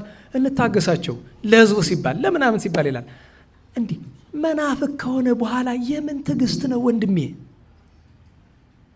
አንዳንድ ሰው ያስገርማቸዋል። የሆኑ ትልልቅ ናቸው ካህናትም ደግሞ መምህራንም አሉበትና ሰብሰብ ብሎ አገኘኋቸው በቀደምና አንተ አሉኛ ቤት ኧረ እንዲያው በዚህ በደብረ ታቦር ያለው ሰውዬ እኮ እንዲያው ቤተክርስቲያኗን እንዲያው በጣም አጠፋት፣ እንዲያው ዝም አልክሳ አሉኝ። ትዝ አለኝ አንድ ነገር። ድሮ እዛ በኢህአዴግ ዘመን በአስኳላ ስራ እያለነ ስብሰባ ስንቀመጥ ወረቀት ይመጣል። እገሌ እንዲህ ብለህ ተናገረው የሚል ወረቀት ወደ እኔ ይልካሉ። ለካ ሊያስገድሉኝ ነው። ኋላ ሱፐርቫይዘሯ ትመጣና አንተ ይኸውልህ 3 ሰዎች እርምጃ ይወሰድባቸው ተብሎ በሁለተኛ ተመዝግበሃል። ሰዎች የሚልኩልን ደብዳቤ በሙሉ እየተቀበልክ፣ በእርግጥ የሚነገረው ነገር ትክክል ነው፣ ምንም ጥያቄ የለውም፣ ያጠፉት ጥፋት ነው። ነገር ግን እነሱ መናገር አይፈልጉም። ለምን? ከፍትፍቱ እንጂ ከሰዓቱ አይፈልጉም። ፍትፍቱ ለነሱ ሰዓቱ ለኛ ሊሆን ማለት ነው። እና ይገርመኛል የሰው ክፋት። እና እንደዚህ የሚሉኝ የራሳቸው መምህራን አይደሉ፣ እነሱም አይናገሩ። በእርግጥ ያሉት አልቀረም፣ ይኸው እየተናገርኩላችሁ። ደህና ዋላችሁ? እንዴት ዋላችሁ? በምንፍቅና ጉዳይ ትዕግስት የለም። ጳጳስ ሆነ ቄስ ሆነ ምን ሆነ አይደለም። መናፍቅ ከሆነ መናፍቅ ነው። ካደን ከዛ በኋላ ክህነት የለውም። ይሄን ማወቅ አለባችሁ። ክህነት የለውም። መናፍቅ ክህነት የለውም። ከሃዲ ክህነት የለውም። እና ምንፍቅናን ስለማይታገስ በምንፍቅናቸው ምክንያት የተገኙትን ከማዕረጋቸው አዋርዶ ገፉ አባሯቸዋል። ክፉ ምግባር የሰሩትን ደግሞ ጽኑ ከባድ ቀኖና እየሰጠ ከአገልግሎት አግዷቸዋል። ኋላ የሚመጣው ችግር ይሄ ነው። እንግዲህ ቅድም ርዕሳችን ምን ነበረ? ፍትሑ ለነዳይ ለድሃ። ያቺ ድሃ መበለት ስትገፋ ለዳኛ ሄዳ እንዳታመለክት፣ ዳኛ አይገኝም። ሰዎች አርፈሽ ተቀመጪ ብለው ሲሏት የለም ዳኛ እንጂ አለ በሀገራችን ብላ የምትመካ ድሃ የሚመካበት አባት አለ። ለዮሐንስ አፈወርቅ ነግረዋለሁ፣ ልጅ ለአፈወርቅ ነግረዋለሁ። አይት ዛሬ ለገሌ ነግረዋለሁ የሚባል ታውቃላችሁ? ሄዶ ከዳኛ የሚካሰስላችሁ ይገኛል። ድሃ የሚተማመንበት እገሌ ያለልኝ ብበደል የሚጮህልኝ እገሌ ያለልኝ የሚል ታውቃላችሁ? በተለይ በቤተ ክርስቲያን ከተሾሙ መካከል ሄደች ቀጥ በላ አባቴ ዮሐንስ ተበድያለሁ፣ ፍታ ሊተ እግዚኦ እንደሚለው ዳዊት ፍረድልኝ። ምንድነው በደልሽ? ንግስቲቱ አጸደ ወይን ነበረች፣ ርስቴን በግፍ ቀምታኛለች፣ ፍረድልኝ አለችው። ከዚያ መልእክተኛ ይልክባታል። ምን ብሎ? የዚችን ድሃ መበለት ርስት አትቀሚያት መልሽላት ብሎ አላት። ምን ላመለሰችለት ንግሥቲቱ አውዶክስያ? አይ ቦታዋ ለቤተ እግዚአብሔርም ለቤተ መንግስትም ቅርብ ስለሆነች ነው፣ የተሻለ ሌላ መሬት ልስጣት ብላ መለሰች። ያችን ድሃ መበለት ጠራና እንደዚህ ብላሻለች ትፈልጊያለሽ ወይ ነው። ዛሬ ቢሆን እንደ የፈለገ ደግ ቢሆን ሲሆን ሄዶ ከሱ ለሷ አይካስላትም። ከተካሰ በኋላ ግን እንደዛ ብሎ ብትባል እቺ ድሃ ምን አለች? የለም እቺ ለቤተ እግዚአብሔር ቅርብ የሆነች እኔ የምረዳባት ልጆች በኋላ ነው የስሙት የሚረዱባት ናት። ሁለተኛ ነገር ምድራዊ ርስት ለሰማያዊ ርስት አንጻር ነው፣ ከርስት ያልነቀልም የአባቶች ርስት ናት አለች። እንደ ናቡቴ እኛ ብንሆን ምንድን ነው እቺ ደግሞ ጥጋበኛ ናት አንቺ ዝም ብለሽ ተቀበይ ነው አይደለም። መልሶ አይሆንም ብላለች መልሽላት። እንዲህ እኔ እኮ እኔ ንግሥቲቱ እሷ አይደለችም እሷ ነች እንደ የምታዝን ያልኳትን ትላለች እንጂ የለም የሰው ንብረት ነው አትችይም፣ ንብረቷን መልሽላት። አንድ ተባባሉ። መላልሶ መከራት፣ አስተማራት፣ እምቢ አለች። በኋላ ሲመለከታት በስጋዊ ስልጣኗ ተመክታ ነው። አይ አንቺ ምድራዊ ስልጣን ቢኖርሽ እኛ ሰማያዊ ስልጣን አለን እኮ። ከዛሬ ጀምሮ ስጋውን ደግሞ እንዳትቀበይ፣ ቤተ እግዚአብሔር እንዳትገቢ፣ ከምዕመናን እንዳትገናኝ ገዝቼሻለሁ። በነገራችሁ ላይ እንደዛ ብሎ ሲገዝታት ያቺ አመፀኛ ሴት ለምንድን ነው ተላልፋ ቤተክርስቲያን አልገባች? በነገራችሁ ላይ አፈወርቅ ዮሐንስ በሕይወት እያለ እኮ ገብታ አታውቅም። ለምን ይመስላችኋል? ስለ ሁለት ምክንያት ነው። አንደኛ የድሮ ሰው ክፉ ቢሆንም መጠን አለው ክፋቱ። ሁለተኛው ግን ብትሞክረው ጠባቂ መልአክ ነበረ፣ ቆርጦ ነበር የሚጥላት። እንደ ዛሬ ዘመን ቤተ መቅደስ አይደፈርም። ዛሬማ ተደፍሯል። እግዚአብሔርም ዝም። እንዲያውም ትናንት አንድ ደግ ሰው ምን አለኝ፣ ድሮ እግዚአብሔር ፈጥኖ ይቀጣ ነበረ፣ ዛሬ ፈጥኖ የማይቀጣ ለምንድን ነው ቢባል ድሮ ደጎች ስለነበሩ ክፉን ይቀጣ ነበረ፣ ዛሬ ልቅጣ ቢል ማን ይተርፋል ብሎ ነው። ደህና ዋላችሁ? ቸገረ። ማንም አይዳፈራል። አንዳንድ ደጋግ አባቶች እኮ ይቀሩልን ጥቂቶቹ። ማን ቀረ? ሲያወግዛት ተበሳጨች፣ አስፈራራቸው። ፍታኝ መዘዝ ይመጣል ብላለች። እንድትፈች ከፈለግሽ ንስሐ ግቢ፣ የድሃዋን ንብረት መልሽ አላት። ኋላ መልእክት ወደ ማላከች ወደ እነ ቅዱስ ቴዎፍሎስ፣ ወደ እነ ቅዱስ ኤጲፋንዮስ፣ ወደ ትልልቆቹ በወቅቱ ወደ ነበሩት ወደ ሊቃነ ጳጳሳቱ ላከች። ይኸው በግፍ አወገዘኝ ኑና ፍረዱኝ አለች። ተሰበሰቡ፣ ነገሩን አዩት። አፈወርቅ ትክክል እንደሆነ ገባቸው። እሷን ሊመኩራት ቢሞክሩ እምቢ አለች። እሱንም እንዲሁ ስለ ድሃ መበለት ሌላ መፍትሄ እንፈልግላት እባክህ አሉት። የለም አይሆንም፣ ሀቅ ነው፣ እውነት ነው። አይ እንግዲህ ይሄ ነገር የማይሆን ነው ብሎ ሲሉ እነሱን ጠራችና መላለቻቸው። እንደዚህ የሚቀጥል ከሆነ ዘመነ ሰማዕታትን እመልሰዋለሁ፣ አብያተ ክርስቲያናትን በሙሉ ዘጋለሁ፣ ምዕመናንን እገድላለሁ አለች። ይሄ ሁሉ ሲደረግ የሚገርማችሁ ጻድቅ ደግ የሆነ ግን ሞኝ የሆነ ንጉሥ እኮ ዙፋኑ ተቀምጧል። አርቃዲዮስ ጻድቅ ነው። ስለ አፈወርቅ ምክንያት ነው ሞኝ የምንለው። በሌላ አንቀጽ ደግሞ ስናገኘው እናመሰግነዋለን ስለ ደግነቱ። ግን አፈወርቅ እንዲገደል ምክንያቱ እሱ ነው። ደግ ሰው ሆኖ ግን ሚስቱ በነገራችሁ ላይ ሚስቱ የምታዘው ለሚስት የምታዘዝበት አንቀጽ አለ። ግን ደግሞ ስለ ትሕትና ይታዘዛታል እንጂ ሚስቱን የሚፈራ እንደ አክዓብ ማለት እኮ ነው። አክዓብና ኤልዛቤል አሁን አርቃዲዮስና አክዓብን ማነጻጸር አይደለም። አክዓብ ክፉ ነው፣ ጣዖት አምላኪ ነው። አርቃዲዮስ ጻድቅ ነው። ያም ሆኖ ግን በዚህ ላይ ተሳስቷል። ሚስቱን ሁሉ ክፋት ስትሰራ እያየ ዝም ይል ነበር።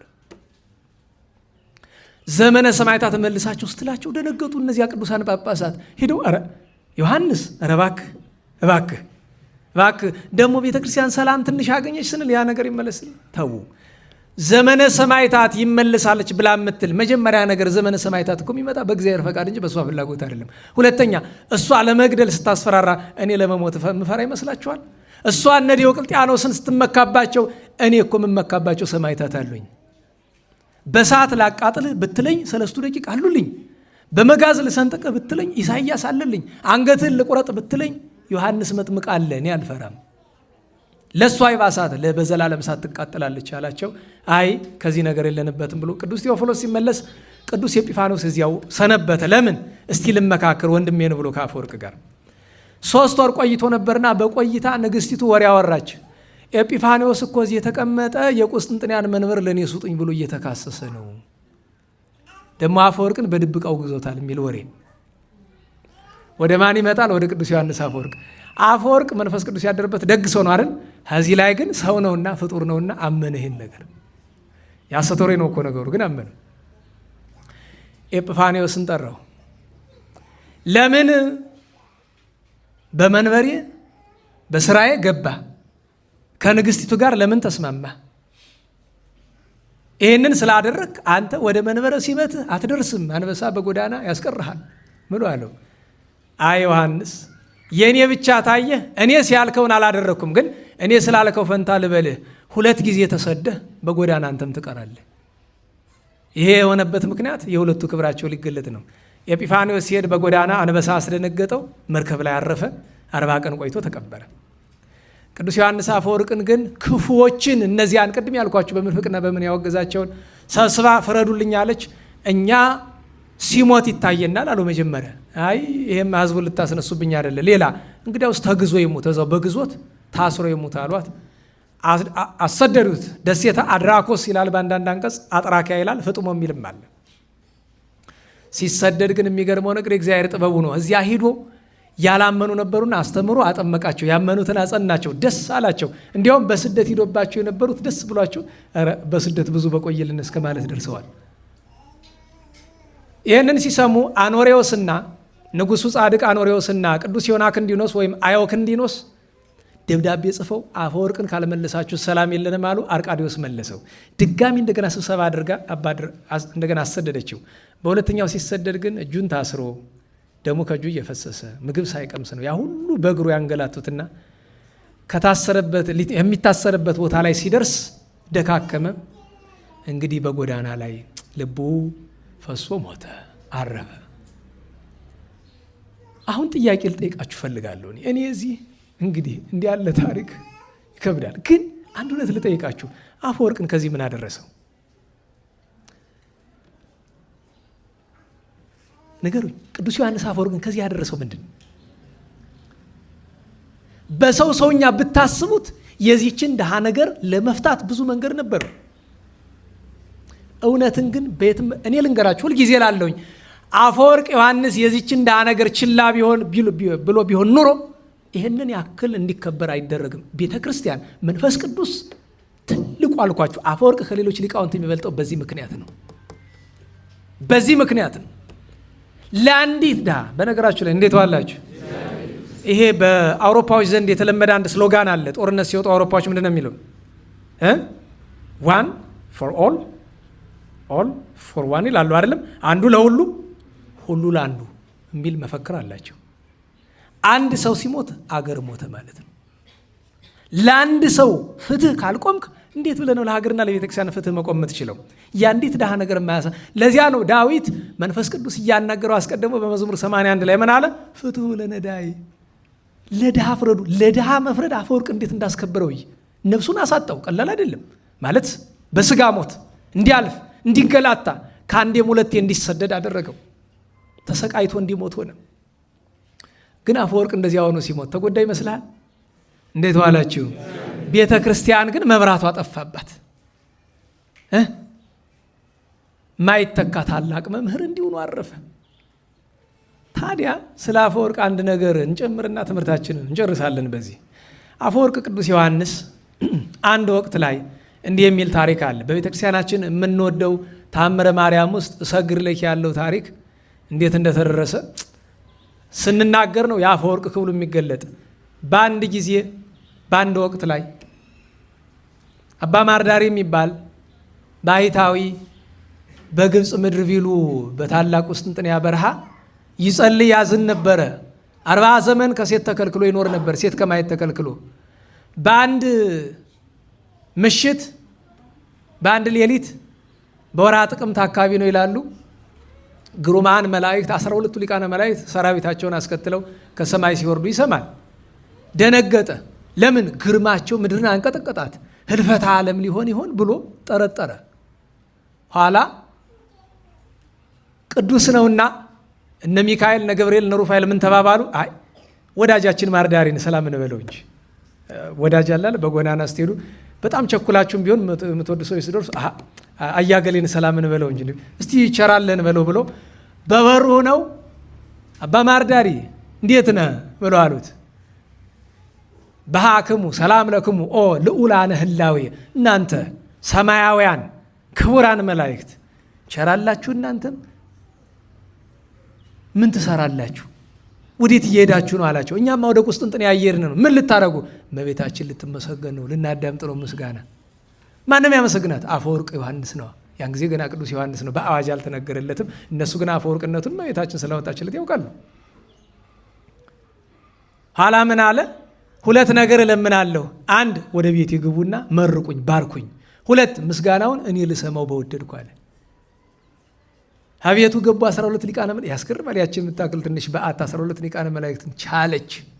ረቂቃን ናቸው እኮ። ቻለች ማለት እንደው ግርማቸውን ማለት ነው እንጂ መላእክት እንደኛ የሚዳስስ ግዘፍ አካል ያላቸው አይደሉም። እንደኛ ግዙፍ የሆነ አካል ያላቸው አይደሉም። ከዚያ ግን ምን አላቸው? እናንተ ግሩማን መላእክት መርቁኝ፣ ባርኩኝ። ስትባርኩኝ ግን በተመሳሳይ ነገር አለ። አንዱ በመረቀኝ ሌላው ሳይመረቀኝ በተለያየ በረከት ባርኩኝ አላቸው። 12 ሁሉ በተለያየ በረከት ባርከውት ሄዱ። ጌታችንን ለመነ። ጌታዬ ምስጋናዋን የእመቤታችን ልስማ አለ። እግዚአብሔር ፈቀደለት። በዚያች ቀን ንጉሡ አርቃዴዎስ እመቤታችን ይወዳል። ግን የማቴዎስ ወንጌል ምዕራፍ 1 ቁጥር 25ን ሲያነብ አይምሮ ይታወክበታል። እያይመራ ዮሴፍ እስከ አመ ወለደት ወልደ ዘበኩራ የሚለው ማለት ነው። አፈወርቅን ሲያገኘው ሰይጣን ልቡን ያዘነጋዋል፣ ሲለዩ ያስታውሰዋል። እና አንድ ቀን ግብር ገብቶ ወይም ግብዣ ቀርቦ አፈወርቅ አይመገብም፣ እንዲያ በዙፋኑ ተቀምጧል። እንግዲህ ነገስታት ግብር ማግባት ልማዳቸው ነው። ያበላሉ፣ ያጠጣሉ። የቀድሞ ነገስታት እኛ ብቻ ይድላና የሉም፣ ያበላሉ። ታዲያ ዛሬ መከሰሻ ይሆናል። ይኸው እንዲህ አድርገው ድግስ እየደገሱ እኮ ሰውን ያበሉት ነበር። ድንጋዩን እኮ አይደለም ያበሉት፣ ሰውን ነው። ታዲያ ጥሩ ነው እንጂ። ስርዓተ ማዕድ ታውቃላችሁ? ስርዓተ ማዕድ እኮ አለው። ግብር ሲገባ አንዳንድ መጻሕፍትን ተመልከቱ። በተለይ ዝክረ ነገር የሚለውን የብላታ መርስዔያዝን ወልደ ቂርቆስ፣ ብላታ መርስዔያዝን አይደለም፣ ይሄ ባላምባራስ ማኅተመ ሥላሴ ወልደ መስቀል መጽሐፍ ዝክረ ነገርን ብዙ ስርዓት ማወቅ ከፈለጋችሁ አንብቡት። ግን መጽሐፉ አይገኝም። 3000 4000 እያሉት ከገበያ ጠፋ ብሎ። ኧረ ምን 3000 አንድ ጊዜ 30,000 ሲሉ ሰምቻለሁ። እና አንዲቱ እኔ ገንዘብ አለኝ ልግዛል ያለች ወይጅ እንዴት መጽሐፉ ያስፈልጋል? ይኸውልሽ እናት ድሃ አለ በአገሩ ዝክረ ነገር አንብቤ እዘርጋለሁ? አልዘርግም። ለድሃ ስጪው። መጽሐፉ እንዴት ታረግ? አይ ዘመኑ ቀላል ነው። አንድ ቦታ ደወልኩ፣ አንዲት ሴት አለች ዝክረ ነገር ላኪልኝ። በፒዲኤፍ ላከችው። በቃ አለቀ። በሞባይል ተዋለ። መጽሐፍ ቅዱስ አይደለም ምን ቤት ይኖራል ኖረ ምን ለማንበብ ደግሞ ግን ጠቃሚ መጽሐፍ ነው። የሀገር አንዳንድ ስርዓታት ማወቅ ከፈለጋችሁ። ታዲያ ግብር ሲገባ ችግር ነው፣ ጥያቄ ይመጣል። አብልቶ መጠየቅ። እንዲሁም አንድ ጊዜ አቋቋም ተማሪዎች ጋር የክረምት ውይይት ነበረንና ድግስ እንደግስና ምሳ አብረን እንመገብና እዛ በኋላ ተግሳጽ ይመጣል። ዛሬ ምንድነው ስጮህ ያደራችሁ? ይሄ ምን መጽሐፍ ነው ያለ ምንድን ነው ያለና ለካ እንግዲህ ኢሃወዞሙ እንደሚለው መጽሐፍ እና አለቃው መጣና እንዲያው አንድ መልእክት ነበረኝ የተማሪዎች አለ። ምንድነው አልኩት። እንዲያው ምሳው ተስማምቶን ነበረ፣ ተግሳጹ ግን እንዲያው አብልቶ ወቀሳ ከብዶናል። እናማ በላል ወቅስ ነው እንጂ ታዲያ በሉ ተውት። ወቀሳው ቀረ ምግቡም ይቀራል ብለን ሁሉም ቀረ። ጥያቄ ይመጣል የለ አታውቁም? አጤ ፋሲልን ጥያቄ አበልተው አጠጥተው ሊቃውንቱ በሙሉ እኔ ብሸጥ ስንት አወጣለሁ? በነገራችሁ ላይ ያ ተማሪ ባይመልሰው እኮ መልስ የለውም። ምክንያቱም የትኛውንም ቁጥር ብትጠቅሱ ከሞት አታመልጡ። ምክንያቱም ንጉሥን መተመን በራሱ እኮ ችግር ነው። ስንት አወጣለሁ አሉ ይባላል። እንዲያውም ምን ይላሉ አባቶቻችን ሲተርኩ የበሉት ምግብ ሁሉ ሆዳቸው ጠፋ በድንጋጤ። አክባሪ ያጣው ተማሪ በዘማዶ ነው ብታበሉኝ እንጂ ነው ያውቀው ነበረ መልሱን አለ። ታጭበረብረ እንዳይሆን አውቀዋለሁ ችግር የለም በልና በልሃልን። አሁን ከጉድ አውጣና መጀመሪያ ጃን ሆይ መልስ አውቃለሁ የሚል ተገኝቷል። ማን ሲያዩት እንደዚህ ይሄ ሁሉ ሊቃል መልሰው አንተ እስቲ በል ንገረኝ ስንት አወጣለሁ አሉት። 27 ብር። እንግዲህ ከንጉሱ ይልቅ እዚያ ያለው ሊቅ ሙሉ ሆጭ ነው የሚል በድንጋጤ ያስቡት። እንግዲህ መኳንንቱ ወታደሩ ሲቆጣ፣ እሳቸው ግን የቀድሞ ነገስታት ልባሞች አይደሉ? ቆይ ቅጣት የለም ምጠይቀው አለኝ። ምን ብትንቀኝ ነው? 1000 1000 10,000 100,000 እንዲሁ ቁጥር አጥተህ ነው ክፈል አልትባል። ምን ብትንቀኝ ያሰበት? አይጃን ሆይ ከፍጡራን ወገን እንደሱ ያከበርኩትም የለኝ። እንዴት? አይ ባለቤቱ በ30 ነው የተሸጠ ብዬ ነው። እና ጥቂት ዝቅ ማድረግ እኮ ነው ከፈጣሪ። ደስ አላቸው። ሙሉ ልብስ ሸልምልኝ። መማር እንደዚህ ነው እንጂ ታዲያ በነገራችሁ ላይ ጥያቄ አፄ ቴዎድሮስ የሚጠይቁት ጥያቄ ከባድ ነው። ግብር ያገቡና እናንተ ደግሞ እሳቸው ትንሽ ወንዘፍ ያለ ነው አነጋገራቸው። አንዳንድ ጊዜ ሊቃውንት ጋር ጠብ ስላለባቸው በአንዳንድ ነገር ተንኮለኛው እያናደዳቸው፣ ስሙ ገበሬ ያርሳል፣ ነጋዴ ነግዳል፣ አገረ ገዢ ያስተዳድራል፣ እኔ አገር እገዛለሁ፣ ዳኛ ይዳኛል። የእናንተ እግዚአብሔር ምንድን ነው ስራው አሉ። የእናንተ እግዚአብሔር አስቡት። ግን እኮ በጣም ነው የሚወዱ ታውቃላችሁ። መልክአ መድኃኔዓለም ውዳሴ ማርያም ድንጋይ ላይ ተቀምጠው እንደደገሙ ነው የሞቱ። ድንጋይ ላይ ነው ውዳሴ ማርያምና መልክአ መድኃኔዓለም ዳዊት ሶስቱ ናቸው። የአፄ ቴዎድሮስ ዳግማዊ ጸሎታቸው ድንጋይ ላይ ተቀምጠው፣ ደረቅ ቀዝቃዛ ድንጋይ ላይ ተቀምጠው ነው የሚጸልዩ። በጣም መድኃኔዓለምን ይወዳሉ። እዚህም ደብር ታሪኩን ታውቁታላችሁ። እንደ ለዚህ ደብር ያደረጉትን ነገርና የእናንተ እግዚአብሔር ፍጥጥ አይ ተማሪ ውሎ ይግባ። አንዳንድ ጊዜ ሁል ጊዜ ተማሪ እኮ ነው ከጉድ የሚያወጣው ሰው ሁሉ በሽቆታል መሰለኝ። እኔ አውቀዋለሁ። ያ ሁሉ ውጭ ይሄ ሁሉ ሊቅ የማያውቀውን አንተ ታውቀዋለህ? አውቀዋለሁ። ነገር ግን የእግዚአብሔርን ስራ የምናገረው እዚሁኝ አይደለም፣ ከሱ ከሰገነቱ ወጥቼ ነው መናገር የምፈልግ። አስቡ፣ ተሰገነቱ መኳንንት ያወጡም እኮ ሲያጉረመሩ፣ እስቲ መጨረሻውን ላይ ያውጡታል። ወጡ ቆሞ ያዳምጡኝ። ስለ ሰማያዊ ንጉሥ ነው የምናገር። ቆሞ ያዳምጡ። ንጉሱን አስነሳችሁ ቴዎድሮስ ያጉረመርማል። ተው መጨረሻውን ላይ ነኝ። ተነስተው ዞር ሲልሎት ሄዶ ከዙፋናቸው ላይ ቁጭ። እኔ ገርም በነገራችሁ ላይ በጣም ነው የሚከብድ። ከአንገቱ ሰይፍ አድርሰውበት ነበረ ጃግሬዎቹ። ተው እንዳትገሉት የዚህን ሰው መጨረሻ ንገረኝ አሉ። እንድነግረውት እስኪ ጸሎተ ማርያም እንድገም። እሺ ሰላም ለኪ ታበዩ ነው ሲል እግዚአብሔር ወረድ ብሎ አምጣው እንጂ እስመ ገብረ ሊት ኃይል አብያቱ ቅዱስ ወሳይሉን ለለ ይፈርቦ ገበር ኃይለ በመዝራይቱ ወዘረውም ልላ ያቢልና ያለበውም። ከዚህ ላይ ደርሶ ቀጥሎ ምን ይላል አላቸው። ወነሰቶሙ ለኃያላን መናብርቲሆሙ። ይኸው የእግዚአብሔር ስራ። ኃያል ነኝ የሚል እሱን ከዙፋኑ ታስነሳት። ቀጥሎ ምን ይላል? አይቤዮም ለትሑታን። ይኸው እኔን የተዋረድኩትን ዙፋኑ አስቀመጠኝ። ይሄን የእግዚአብሔር ስራ ምን ይላሉ? እኔ ግን አንዳንዱ እኔ እንዲያው መልአክ ሰው መስሎ ይሆን እንጂ አንድ ተማሪ ሁሉ ድፍረት እንዴት ይመጣል? በነገራቸው ላይ ሙሉ ልብስ ተሸልሞ ነው ሄደ። ሙሉ ልብስ ነገስታቱ ፈሊጥ ያውቃሉ። በነገራቸው ላይ ጥያቄያቸውን ደግሞ በሌላ ጊዜ የእናንተ እግዚአብሔር ምንድን ነው ስራው ብለው ደግሞ በሌሎች ቦታ ጠይቀው የሚመልስ ሲጠፋ እንደዚሁ አንድ ተማሪ ተነስቶ የእግዚአብሔር ስራው ቁና መስፋት ነው ብሏቸዋል ይባላል። በጣም አዘኑ ይባላል። እውነት ግን እኮ ነው። የኔን ቁና ይሄን የሰፍቶት እኮ ዙሮ አልቆ ይሆናል ብሎ አዝነው ወጡ ይባላል እኮ። የሁላችን ቁና እየተሰፋኩ ነው። ቁና ዙሩ ሲያልቅ ምን ይሆናል? ቆረጣለሁ። እሱም ብቻ አይደለም። እንዲያው ጥያቄያቸው እሳቸው አስገራሚ ነው። መኳንንቱ ሰብስቦ ደግሞ ለብቻቸው እናንተ ሚስታቸው ጋር ችግር ነበረባቸዋል። የመጀመሪያዋ ተዋበች ሙታ፣ ኋላ ጥሩ ወርቅ መጣች።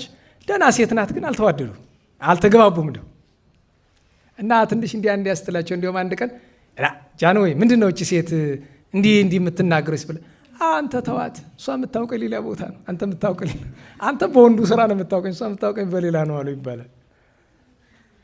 እና መኳንንት መሳፍንቱ እናንተ ሚስቶቻችሁ እንዴት አድርጋችሁ ነው የምትይዙ አሉ። እንግዲህ ላገባችሁ ትምህርት ነው። ሄደው ሚስቶቻችሁ እንዴት አድርጋችሁ ነው ያዛችኋቸው? አንዱ ተነስቶ ምን ፊት አልሰጣትም፣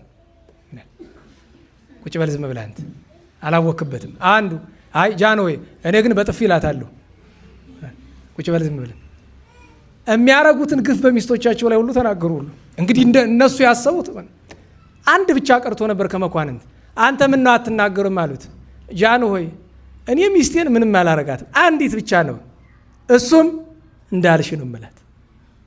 አንተ እኔ ሚስት ጌታ አሉት ይባላል።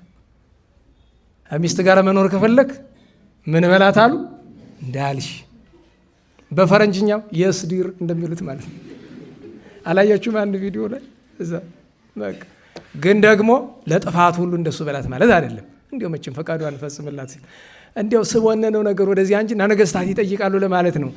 ከዚያ ከተበላ በኋላ አይ አባቴ አፈወርቅ አባቴ ዮሐንስ ያን አፈወርቅ አልተባለም በአደባባይ እንዲሁ አይምሮ እየተመላለሰብኝ እንዲያው ያይመራ ዮሴፍ ብሎ ያለ እዚያ ከብሉይ አዳም አይመራ ለሔዋን ይላል። እዚያ ደግሞ የሕልቃናና የሐናን ነገር ሲናገር እንደዚህ ይላልና ምን ሊል ፈልጎ ነው አይምሮ የታወከ አለ። አይ ንጉሥ ወይ እንደዚህ አትበል፣ ስለሷ እንዲህ ያለበትን ሁለት ምስጢር እነግርሃለሁ። አንደኛ እመቤታችን እንደ ንጽሕት ብርሌ ናት። አባ ጊዮርጊስም ቢረሌ ንጽሕት ሙዳየ ፍረት በዘባቱ የተመዙ ካህናት ይላታል። እንደ ንጹሕ ብርሌ ናት። ንጹሕ ብርሌ ያስገቡበትን ቀለም እንዲመስል ጠጅ ቢያስገቡበት የጠጁን መልክ፣ ቀይ ነገር ቢያስገቡበት ቀይ እንደሚሆን እመቤታችን ጌታችን ጸንሳ እያለ አምላክ ነውና እግዚአብሔር ነውና ህብረ መልኳ ይለዋወጥ ነበር። አንዳንድ ጊዜ እንደ ፀሐይ ስታበራ ያገኛታል፣ አንዳንድ ጊዜ ጽጌ ሮማን መስላ ያገኛታል እና ይደነግጣል። ምንድናት ብሎ ይጠራጠር ነበረ። እሷስ ምንድናት? በማይጸኗ ያለውስ ምንድን ነው እያለ ይጠራጠር ነበረ። ከወለደች በኋላ በአንድ ህብረ መልክ አወቃት፣ ሰው መሆኗን ተረዳ። ግን አለ ምስጢሩ 5 ምልክት አይቶ የወለደችው ወልደ አምላክ ወልደ እግዚአብሔር መሆኑን እርሷም ወላዲተ አምላክ መሆኗን አወቀ ነው። አላወቀም የወላዲተ አምላክነቷን፣ አላወቀም በማይጸኗ ያለው እግዚአብሔር መሆኑን። ኋላ ወላዲተ አምላክ መሆኗን አወቀ፣ ልጇም እግዚአብሔር መሆኑን አወቀ። በዚያውስ ላይ በመጻሕፍት እስከ ፍጻሜ የሌላቸው እስከዎች አሉ። ለምሳሌ ኢተመይጠቋ እስከ አመነት ገማየ አይ ቁራ ወደ ኖህ የጥፋቷ እስከጎደለ ምን አላለም? ኧረ ተናገሩ። በኋላ ተመልሷል እንዴ? ፍጻሜ የሌለው እስከ ነው። ኢወለደት ሜልኮል እስከ አመ ሞተት ይላል። የዳዊት ሚስት የነበረችው ሜልኮል እስከ ሞተች ድረስ መቼም ተቀብራ ወልዳ አይደለም። እንደገና ጌታችን ወናው አነ ይሄሉ ምስሌክሙ እስከ ህልቀተ ዓለም ማቴዎስ ወንጌል በ28:19 ላይ እስከ ዓለም ፍጻሜ አብሬያቸው እሆናለሁ፣ ከዚያ በኋላ ሊለያቸው ነው ፍጻሜ የሌለው እስከ ነው ብሎ ይህንን ሲያስረዳው ለካ በዚያ በአዳራሹ የእመቤታችን ስላድኖ በወርቅ የተለበጠች ነበረች። ምን አለች? በአማን አፈ ወርቅ ወአፈ በረከት ልሳነ ወርቅ አለችው። አርቃዲዎስ ከደስታ ብዛት እያለቀሰ ሰገደላት። የወርቅ ልሳን አሰርቶ እኩሉን በስዕሏ እኩሉን በትከሻው እንደማድረግ አስቀመጠለት ይላሉ። በአደባባይ ከዛሬ ጀምሮ አፈ ወርቅ እንድትሉት አዝዣለሁ አለ። አፈ ወርቅ ተብሎ ቀረ። የእመቤታችንን ፍቅር ያን ጊዜ እመቤታችን ስታመሰግነው አፈ ወርቅ ስትለው ለብሶት የነበረውን ወደ ወገቡ አውርዶ ታጥቆ እሰግድ ለኪ ብሎ ያን የምናውቀውን ምስጋና ሰተት አድርጎ አመሰግናት። ያ ሁሉ ምስጋና ሲደረግ አባ ማርዳሪ በበዓቱ ሊቃነ መላእክት ከሰራዊቶቻቸው ጋር ሆነው በንጉሱ የግብር አዳራሽ ዙሪያ ቆመው ያዳምጡ ነበረ። ያንን ተምረው መላእክት በሙሉ ተፈስሒ ተፈስሒ እያሉ ወደ ሰማይ አርገዋል። እግዚአብሔር አምላካችን የአፈወርቅ ዮሐንስን በረከት ያሳድርብን። እንግዲህ ዛሬ የአባታችን ቅዱስ ተክለ ሃይማኖት ፍልሰቱ ነው። ባረፈ በ56 ዘመን 12ቱ ቅዱሳን ንወራነ እድ ደቀ መዛሙርቱና 13ኛ አቡነ ሕዝቅያስ ነው ወራሴ መንበሩ እየዘመሩ እያመሰገኑ። ዛሬ ፍልሰቱ ወደ ደብረ ሊባኖስ አይደለም፣ ወደ ደብረ ኤላም ነው። ድጋሚ ፍልሰቱ ወደ ደብረ ሊባኖስ። ፍልሰቱ 2 ጊዜ ነው። በደብረ አስቦ ነበረ፣ ወደ ደብረ ኤላም። የምታውቁ ደብረ ሊባኖስን ታውቋታላችሁ፣ ደብረ ኤላምን። ከዚያ ከደብረ ኤላም ወደ ደብረ ሊባኖስ። ለዛ ነው ዛሬ ተወድሶ ደብረ ሊባኖስ ቀዳሞ እስመ በውስቴታ ተገብረ ፍልሰተ ስጋሁ ወአጽሙ ተብሎ የሚመሰገን ዛሬ ፍልሰቱ ታላቁ ሐዋርያ የትሩፋት መምህር የአባታችን ተክለ። ሌላኛዋ እናታችን ልቦና የሚራራ ደግነቷ የበዛ ሰይጣንን እንኳን ላስታርቅ ያለችው ዛሬ ቃል ኪዳን የተቀበለችበት ቀን ነው። ኃጥአንን ልታስምር ልታማልድ ቃል ኪዳን የተቀበለችው ርኅርኅት ቅድስት ክርስቶስ ሰምራ ዛሬ ነው። ቅድም ስማቸውን የጠራሁላችሁ ከቅዱስ ሚካኤል ጋር እነ ቅዱስ ዕንባቆም እነ ቅዱስ ዳንኤል፣ ያሬድ ወልደ መላልኤል ከአዳም 6ኛው ቅዱስ መስቀል ዛሬ በጎልጎታ ላይ መስቀል አብርሃ በከዋክብት አሰርገው ሰማይ ለሁለተኛ ጊዜ የተባለበት ዛሬ ነው። መጀመሪያ በፈለገ ባዶስ ቅዱስ ቆስጠንጢኖስ አይቶታል። ኋላ ደግሞ ቅዱስ ቄርሎስ መንፈሳዊ ኢየሩሳሌሙ በሰማይ መስቀል በከዋክብት አምሳል ብርሃን ሰርቶ ፀሐይን ሲጋርደው ተመልክቶ በዓል ሰርቶለታል። እና አባ አብርሃም እና አባ ሕዝቅያስ እነ ቅዱስ ሚናስ እነ ቅዱስ እስጢፋኖስ አፄ እስክንድር የኢትዮጵያ ንጉሠ ነገሥት ናላችሁ። በቤተ ክርስቲያን ታሪክ አንድ ቅኔ ያለ አይደለም? ከደቀ እስጢፋ ጋር የነበሩ እሳቸው ናቸው። ምን ታገበረከ ቁንጸለ ገዳም አንተ ቤተ አንበሳ በወይአ ኢትሰምዕኑ ጥረቶ በአፍአ የሚለው ቅኔ የእሳቸው ነው። ያው ጅምር ነው። ከዚያ ቀጥሎ ያለው ይረሳኛል። እና መጨረሻ ላይ ጽንሖ ለእሳት ከዊነከ ብርአን የሚለው ታሪክ አለው።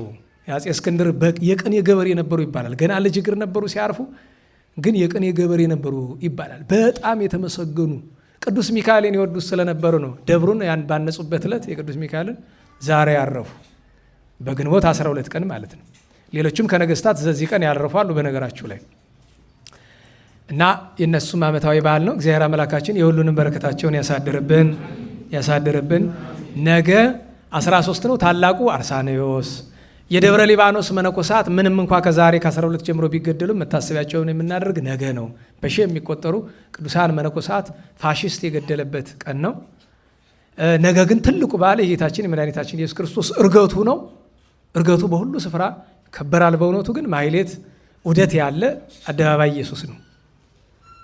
በ14 ታላቁ አባ ጳኩሚስ፣ ሰማዕቱ ቅዱስ ሲማኮስ፣ አቡነ አሳይ የመንዳባው ልደታቸው ነው። መራዊ ገብረ ክርስቶስ የመነነበት መታሰቢያ ነው። በ15 ሐዋርያው ቅዱስ ናትናኤል፣ ስምዖን ቀሌዮጳ፣ በ16 ወልደ ነጎድጓድ ቅዱስ ዮሐንስ ቅዳሴ ቤቱ ነው። ኢያሱ ሲራክ፣ ጠቢቡ ሲራክ ዓመታዊ የዕረፍት በዓሉ ነው። ነቢዩ ሲራክ፣ ቅዱስ ሲራክ በ17 ስም አጠራሩ የከበረ ደግነቱ ያማረ በ16 አቡነ ሐዋርያ ክርስቶስ ሰኔ ናቸው። ግንቦት የሚያውቃል የተከዜው ግንቦት ነው። መልካም አቡነ ሐዋርያ ክርስቶስ በ16 በ17 ታላቁ ቅዱስ ኤጲፋኒዎስ፣ ቅዱስ ፊላታዎስ፣ ቅዱስ ሉኪያኖስ፣ አባ ኢላሪዮስ ዓመታዊ በዓላቸው ነው። በ18 ጥንተ ረድኤተ መንፈስ ቅዱስ ነው እና አባ ገአርጊ ነው። የዛሬ ሳምንት 19 ነው። ስም አጠራሩ የከበረ ሽምግልና ያማረ ጎንደርን ከአራዊት ጥቃት የተከላከለ በቃል ኪዳኑ አባታችን አብይ እግዚ እረፍታቸው ነው። የጎንደር እንድታውቁት ግንቦት 19 በጥንት ዘመን ጎንደር ውስጥ እንደ ግንቦት 19 ትልቅ በዓል አልነበረም። የአቡነ አብይ እግዚ ከየትም ስፍራ የጎንደር ሊቁ ነው። ግንቦት 19 አብይ እግዚ የሚቀር አልነበረም። ምክንያቱም በሀገሪቱ ያሉ ደጃዝማቾች፣ አገረ ገዢው፣ ከንቲባው ሁሉንም የሚገኝ ነበረ። ዓለም ነበረ በኃይለ ሥላሴ ዘመን እስከዚያ እስከ ደርግ ድረስ። ደርግ ነው በዓሉ እንዲያደርጉ ምሽክ ያደረገው። ዛሬ አብይ እግዚ ሲባል የማያውቅ ስንት ሰው አለ። ጎንደርን ከተማ እንዲያስከበሩ ቀድሞ እስላሞች ሁሉ በክብረ በዓላቸው እየመጡ ያከብሯቸው ነበሩ። በነገራቸው ላይ ውለታ ስላለባቸው እዚህ ከተማ የሚኖር ሰው ሁሉ ውለታ አለበት። ጻድቁ አባታችን ደህና ዋላችሁ።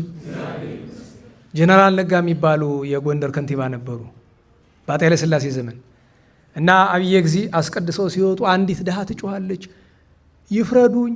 ቅድም ምንድነው ርዕሳችን? ፍትሕ ለነዳይ ነው አይደል? ይፍረዱኝ እግዚአብሔር ያሳየው መልአኩ ያመልክቶ እያለ ትጮኻለች። ጃግሬው ይከለክላታል። አትከልክላት፣ ድሃ ሲናገር ለምን ትከለክላለህ? አምጣት ወደዚህ ያሉ አብይ እግዚ በሩ ላይ ነው። አመጣት። ምን ሆንሽ አሏት። ጌታዬ ይፍረዱልን፣ ኩንታል ጤፍ 10 ብር የነበረውን 12 ብር አስገቡብን። ማን ነው እንዲያደረገ? ነጋዴዎች። ጠብቂኝ ሄዱ። ከዚህ ከማረፊያቸው እዚህ ራስ ግንብ ሰብስቡልኝ። ነጋዴው ነው በሙሉ ተሰብስቦ መጣ። የምርት እጥረት አለ? የለም። ገበሬ አላመጣላችሁም? ኧረ መጥቷል። ደግሞ የቀድሞ ነጋዴ አይዋሽም፣ ደህና ነው። እና ምን ቆርጧችሁን 2 ብር የጨመራችሁ በኩንታል ላይ? ዝም 2 ምርጫ ልስጣችሁ። ወደ 10 ብር ትመለሳላችሁ ወይስ ልውረሳችሁና ለድሃ ለከፋፍሉ? ኧረ እንመለሳለን ወደ 10 ብር። በአንዲት ድሃ ጮት ፍትሕ ለነዳይ። ይኸውልህ ጀነራል ነጋ ነፍሳቸውን ይማር፣ ደግ ሰው ድሃ ያበሉ ነበር ይባላል። እነ ኮሎኔል ታምራት ይገዙ፣ እነ ደጃች ክፍሌ ዳዲ፣ እነ ማናቸው ልዑል አስራተ ካሳ ጎንደርን ያስተዳደሩ ብዙ ደጋግ ትልልቅ ሰዎች በአፄ ኃይለ ሥላሴ ነበሩ። ከዚያ በኋላ ያለውን እግዚአብሔር ያውቀው። ማን ያውቀው? ማናውቀው ሆነን አይደለም ግን እግዚአብሔር ያውቀው። ችግር የለውም። እና በእውነቱ አቡነ አብይ እግዚ የዚያን ቀን አባ ዮሴፍ የዓለም ብርሃን የተባሉት ኢትዮጵያዊ ጻድቅ ሐዋርያ፣ ታላቁ ሰማዕት ቴዎድሮስ፣ ኢትዮጵያዊ ጻድቅ አቡነ ብስጣውሮስ፣ አባ ይስሐቅ ግብፃዊ፣ ቅዱስ ይምርሃነ ክርስቶስ የኢትዮጵያ ንጉሠ ነገሥት ልደቱ ነው የዚያን ቀን። ብዙ በዓላት አሉ የዚያን ቀን። እግዚአብሔር ሁላችን የዚያ ሰዎች ይበለን። ታዲያ እንዲያው ለመጨረስ አንዲት እችን ኃይለ ቃሏን ቅድም በነገርኳችሁ ነገር ላጠቃላት። ለድሃ ፍረዱ ሲባል መጀመሪያ ነገር ማናችንም ቢሆን ለድሃ ቅድሚያ መስጠት፣ በየትኛውም ስፍራ በቤተ እግዚአብሔር ይሁን በምንሰራበት ስራ በኑሯችን በየትኛውም ቅድሚያ ለማን መስጠት ይገባል? ለድሃ። ግን ለእኛ ህይወት እንዲጠቅመን ቅድም ድሃ ማን ነው አለ? ተናገሩ። ድሃ ነን። በተለይ የእምነት የበጎ ስራ የቅድስና የጸጋ ድሆች ነን። ለራሳችን እንፍረድለትና በጎ ስራ ሰውነታችንን እናሰራው። ይህንን አደራ እንላለን። እንዲያው 3 ደቂቃ 2 ደቂቃ ስለሚሆን እንዲያው በሞቴ የቅዱስ ዮሐንስ አፈወርቅ መዝሙር የአቡነ ተክለ ሃይማኖትን በሌላ ጊዜ እናገኘዋለን። የአፈወርቅን መዝሙር ታውቁታላችሁ? ኦ ቅዱስ ዮሐንስ አፈወርቅ የሚለውን ተሞክሩት እስቲ አንድ ጊዜ ብቻ። ደህና ዋላችሁ? አንድ ጊዜ ብቻ ኦ ቅዱስ ዮሐንስ አፈወርቅ አስተብቁለን የሚለውን በቸሩ መድኃኔዓለም በቸሪቱ አምላክ ስም በጋራ እንዘምር። ዮሐንስ አፈወርቅ አስተብቁለነ ለውሉድከ ደቂቀ አዳም ኦ ቅዱስ ዮሐንስ አፈወርቅ አስተብቁለነ ለውሉድከ ደቂቀ ሰሚአነ ተግሳጸከ ከመ ንዳን እምእሳቱ ዘኢይጠፍእ ወእፄሁ ዘኢይነድ ሰሚአነ ተግሳጸከ ከመ ንዳን እምእሳቱ ዘኢይጠፍእ ወእፄሁ ዘኢይነውር። ቸሩ መድኃኔዓለም የተመሰገነ ይሁን። እስቲ አቡነ ተክለ ሃይማኖትን አንድ እንጨምር። አባ አቡነ ያኛው ተወድሶ ነበረ፣ ዛሬ ግን ብዙ ዘር አለው። አንድ ጊዜ ብቻ አባ አቡነ በዚህ ወዝ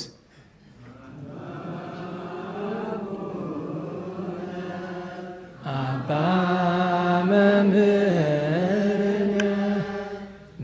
መምህርነ አባ ተክለ ሃይማኖት አባ አቡነ አባ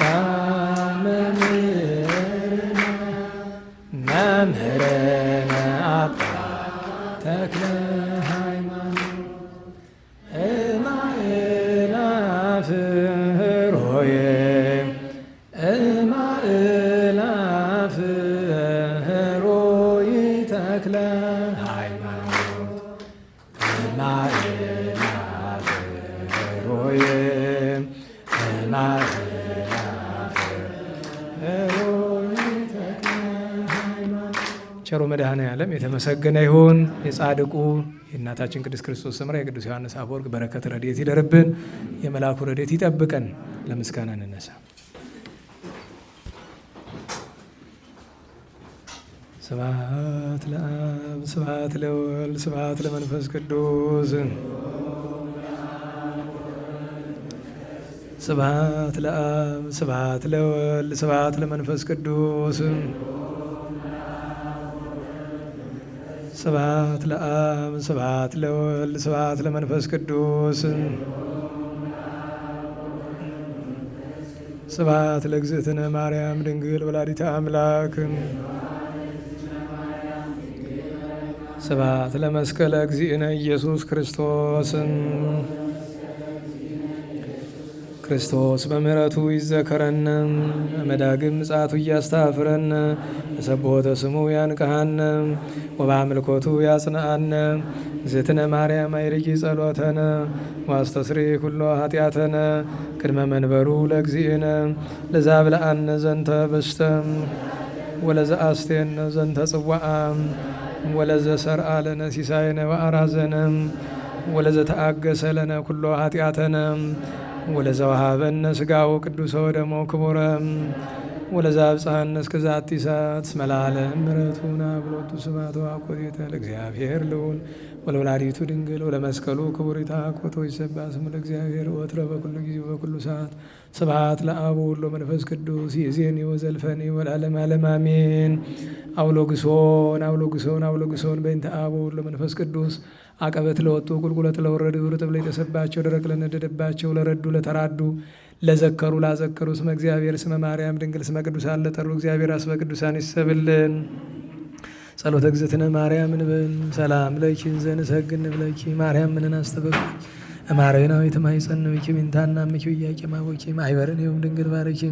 ጸሎተ እግዝእትነ ማርያም ድንግል ወላዲተ አምላክ ታቤኑ ሲል እግዚአብሔር ታሰይ መንፈሴ በአምላኪ መዳኒ እስመሬማ ባላ አመቱን አሁም ይዜስ ያስተበጹኒ ኩሉ ትውልድ እስመ ገብረ ሊታ ይላብያቶ ቅዱስ ስሙን ወሳይሉኒ ለትውልደ ትውልድ ለለ ይፈርቡ ገብረ ኃይለ በመዝራይቶ ዘሮም ልል ያቢብሊና ልቦሙ ወነሰቶሙ ላያናን መናብርቲሆሙ አይቤዮም ለትቶን አስገቡም በረከቱ ለሩባን ፈኖሙ ራቆሙ ለብኡላን ተወክፎ ለእስራኤል ቁልዮ ዘከረ ሳይሉ ዚቤሎም ለአበዊነ ለአብርሃም ወለዘሩ እስከ ለዓለም ባርክነ ቅድስና ንጽህና እግዝእትነ ፍትነ ማይሰሪው ለሰይጣን እሙ ለመድኅን ወለተ ብርሃን ኦ መዝገበ በረከት መዝገበ ቅዱሳት መዝገበ ንጽ መዝገበ ራእይ መዝገበ የዋሃት ባርክነ በእዴኪ በከመ ባረኪዮ ለኤፍሬም ፍቁርኪ በበረከተ ወልድኪ በአብ ወመንፈስ ቅዱስ ስብሐት ለአብ ወወልድ ወመንፈስ ቅዱስ ለዓለሙ ለዓለመ ዓለም። ማርያም ንጽሕት ድንግል ወላዲተ አምላክ ማእመን ሰአሊተ ምሕረት ለውሉደ ሰብ ሰአሊ ለነ በክርስቶስ ወልድኪ ኢየሱስ ኃጢአትነ ሰአሊ ለነ ቅድስት እንደ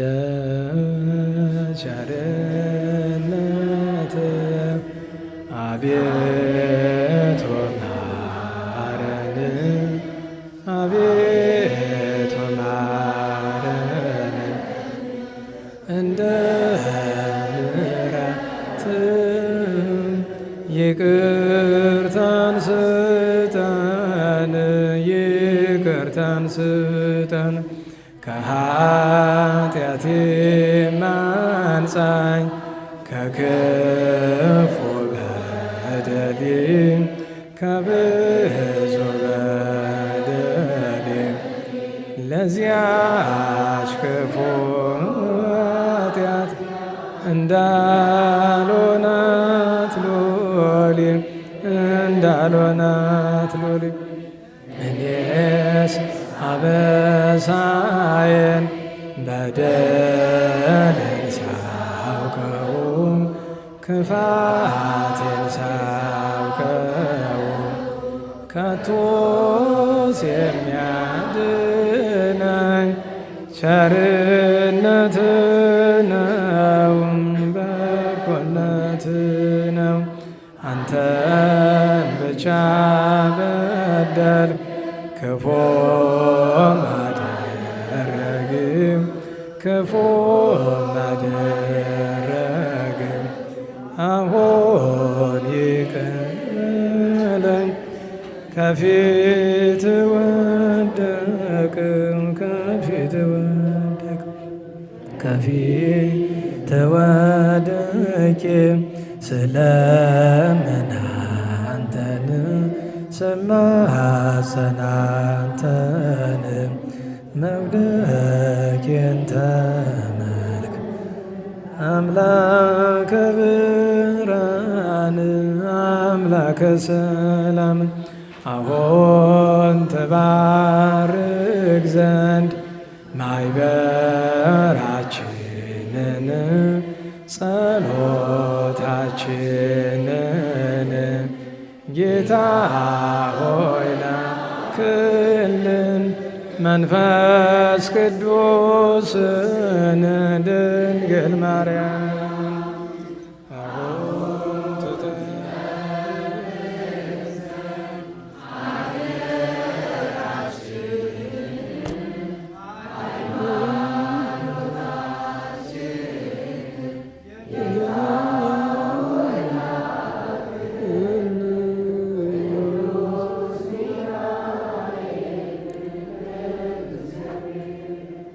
አነሳስቶ ላስጀምርህን አስጀምሮ ላስፈጽምን እግዚአብሔር ክብር ምስጋና ይድረሰው።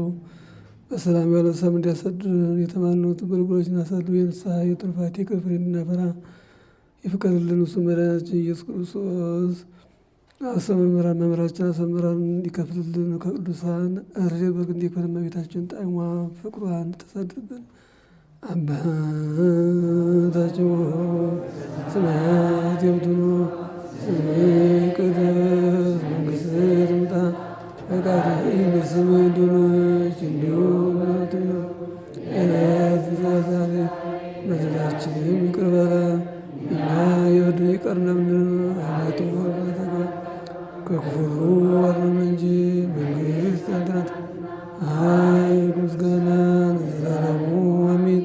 እመቤታችን ቅድስት ድንግል ማርያም ሆይ በመልአኩ ቅዱስ ገብርኤል ሰላም ይላል። ሐሳብሽ ድንግል ነሽ፣ በሥጋሽም ድንግል ነሽ። አሸናፊ እግዚአብሔር ሰላምታ ላንቺ ይገባል። ከሴቶች ተለይተሽ አንቺ የተባረክሽ ነሽ፣ የማኅፀንሽ ፍሬ የተባረከ ጸጋን የተመላሽ ሆይ ደስ ይበልሽ፣ እግዚአብሔር ከአንቺ ጋር ነውና ከመድኃኒታችን ከኢየሱስ ክርስቶስ ለዘላለሙ ኩኑ ፍቱሐነ ወንጹሐነ ይረሴን ወይረሴክሙ ድለዋነ መንግሥተ እግዚኦ መሐረነ ለአሥር ጊዜ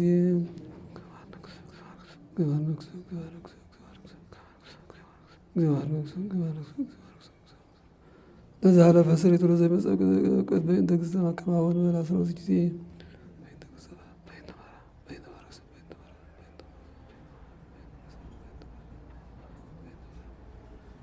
በሐልዮ በነቢዩ በገቢር የተሰራ ኃጢአት የማይሠራ እግዚአብሔር ይፍታ።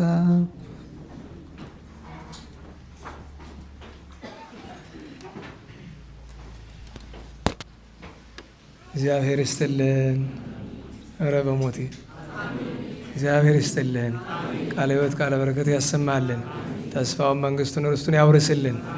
አባት መምህር አያሳጣ ትዕግስት ኑሮት ባለፈው እኮ ስላልነበሩ ነው እንጂ በሆነ ነገር ለወቅሶት ነኝ በጉባኤ አልኳቸው።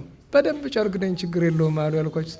በቃ እንደዚያ ነው እና በእውነቱ ሰው ሲማር እንዲያ ነው የሚሆን እና ቸሩ መድኃኔዓለም እርሳቸውንም አባቶቻችን ሁሉንም ይጠብቅልን። እንግዲህ ላሰናብትና ከዚያ የማይመሽባችሁ ያስለመደነውን መዝሙር እንዘምራለን። በሰላም አስጀምሮ በሰላም ያስፈጽመን ቸሩ መድኃኔዓለም። እንቅፋት ሳይመታን እሾህ ሳይወጋን ኃጢአት ሳይሰለጥንብን በደልም ሳይገዛን የብርሃን መላእክት በፊት በኋላ በቀኝ በግራ እየጠበቁን ለጊዜው ወደየቤታችን ለፍጻሜው ተስፋ ወደምናደርጋት መንግሥተ ሰማያት ከተከፈተች ገነት ከተነጠፈች ዕረፍት ከአባቶቻችን ርስት በሰላም ያድርሰን። ስብሐተ ዕርገቱን ይግለጥልን። ስብሐት ለእግዚአብሔር ልዑል ወለወላዲቱ ድንግል ወለመስቀሉ ክቡር ጾሳይል አሜን።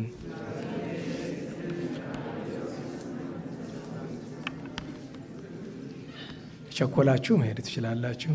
ጸጋነ ሳይንም ወሕይወተ ረከብነ ጸጋነ ሳይንም ወሕይወተ ረከብነ በኃይለ መስቀሉ ለኢየሱስ ክርስቶስ በኃይለ መስቀሉ በኃይለ መስቀሉ ለኢየሱስ ክርስቶስ በኃይለ መስቀሉ ኪያከ እግዚኦ ነአኩት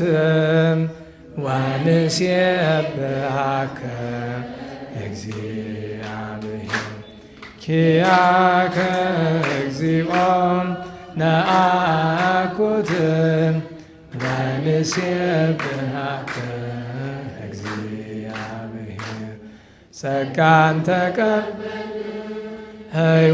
ሕይወትንም አገኘንም ጸጋን ተቀበልን ሕይወትንም አገኘንም በመስቀሉ ኃይል ለኢየሱስ ክርስቶስ በመስቀሉ ኃይል በመስቀሉ ኃይል ለኢየሱስ ክርስቶስ በመስቀሉ ኃይል አቤቱ አንተን አቤቱ አንተን እናመሰግንሃል እግዚአብሔር አቤቱ አንተን አቤቱ አንተን እናመሰግንሃለን እግዚአብሔር። ቸሩ መድኃኔዓለም የተመሰገነ ይሁን። እንደገና የማይመሽባችሁ መቆየት ትችላላችሁ። ቅር እያለኝ ከመሄድ ተወድሶ ደብረ ሊባኖስ የሚለውን ሳንዘምረው አንሄድም። መሸባችሁ መሄድ ትችላላችሁ። ሌሎቻችሁ ግን ማንሻውን ታውቁታላችሁ። ለተክለ ሃይማኖት ጻድቅ መጠነ በዛ ህማሙ። እሺ በቸሩ መድኃኔዓለም ስም እንዘምር። ለተክለ ሃይማኖት ጻድቅ መጠነ በዛ ህማሙ ለተክለ ሃይማኖት ጻድቅ መጠነ በዛ ህማሙ ተወድሶ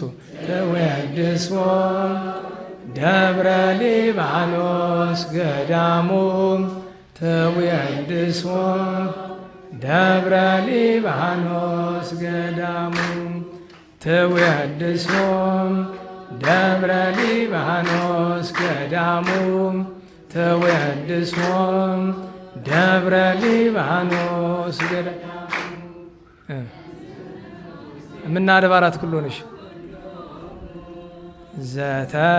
ዘተለአለት በስሙ እምነ አድባራት ኩሎን። እሺ ተወድሶ በሉና እንመለሳለን። ደብረ ሊባኖስ ገዳሙ ተወድሶ ደብረ ሊባኖስ ገዳሙ ተወድሶ ደብረ ሊባኖስ ገዳሙ ተወድሶ ደብረ ሊባኖስ እስመ በውስቴታ ተገብረ ፍልሰተ ሥጋ ወአጽሙ ፍልሰተ ሥጋ ወአጽሙ እስመ በውስቴታ ተገብረ ፍልሰተ ሥጋሁ ወአጽሙ ተወድሶ ደብረ ሊባኖስ ገዳሙ ተወድሶ ደብረ ሊባኖስ ገዳሙ ተወድሶ ደብረ ሊባኖስ ገዳሙ ተወድሶ ኢየሱስ ክርስቶስ ኢየሱስ ክርስቶስ እንተቀደሳ በደሙ እንተቀደሳ በደሙ ኢየሱስ ክርስቶስ እንተቀደሳ በደሙ ተወድሶ ደብረ ሊባኖስ ገዳሙ ተወድሶ ደብረ ሊባኖስ ገዳሙ ተወድሶ ደብረ ሊባኖስ ገዳሙ ተወድሶ ደብረ ሊባኖስ። በሰላም ያሳድረን።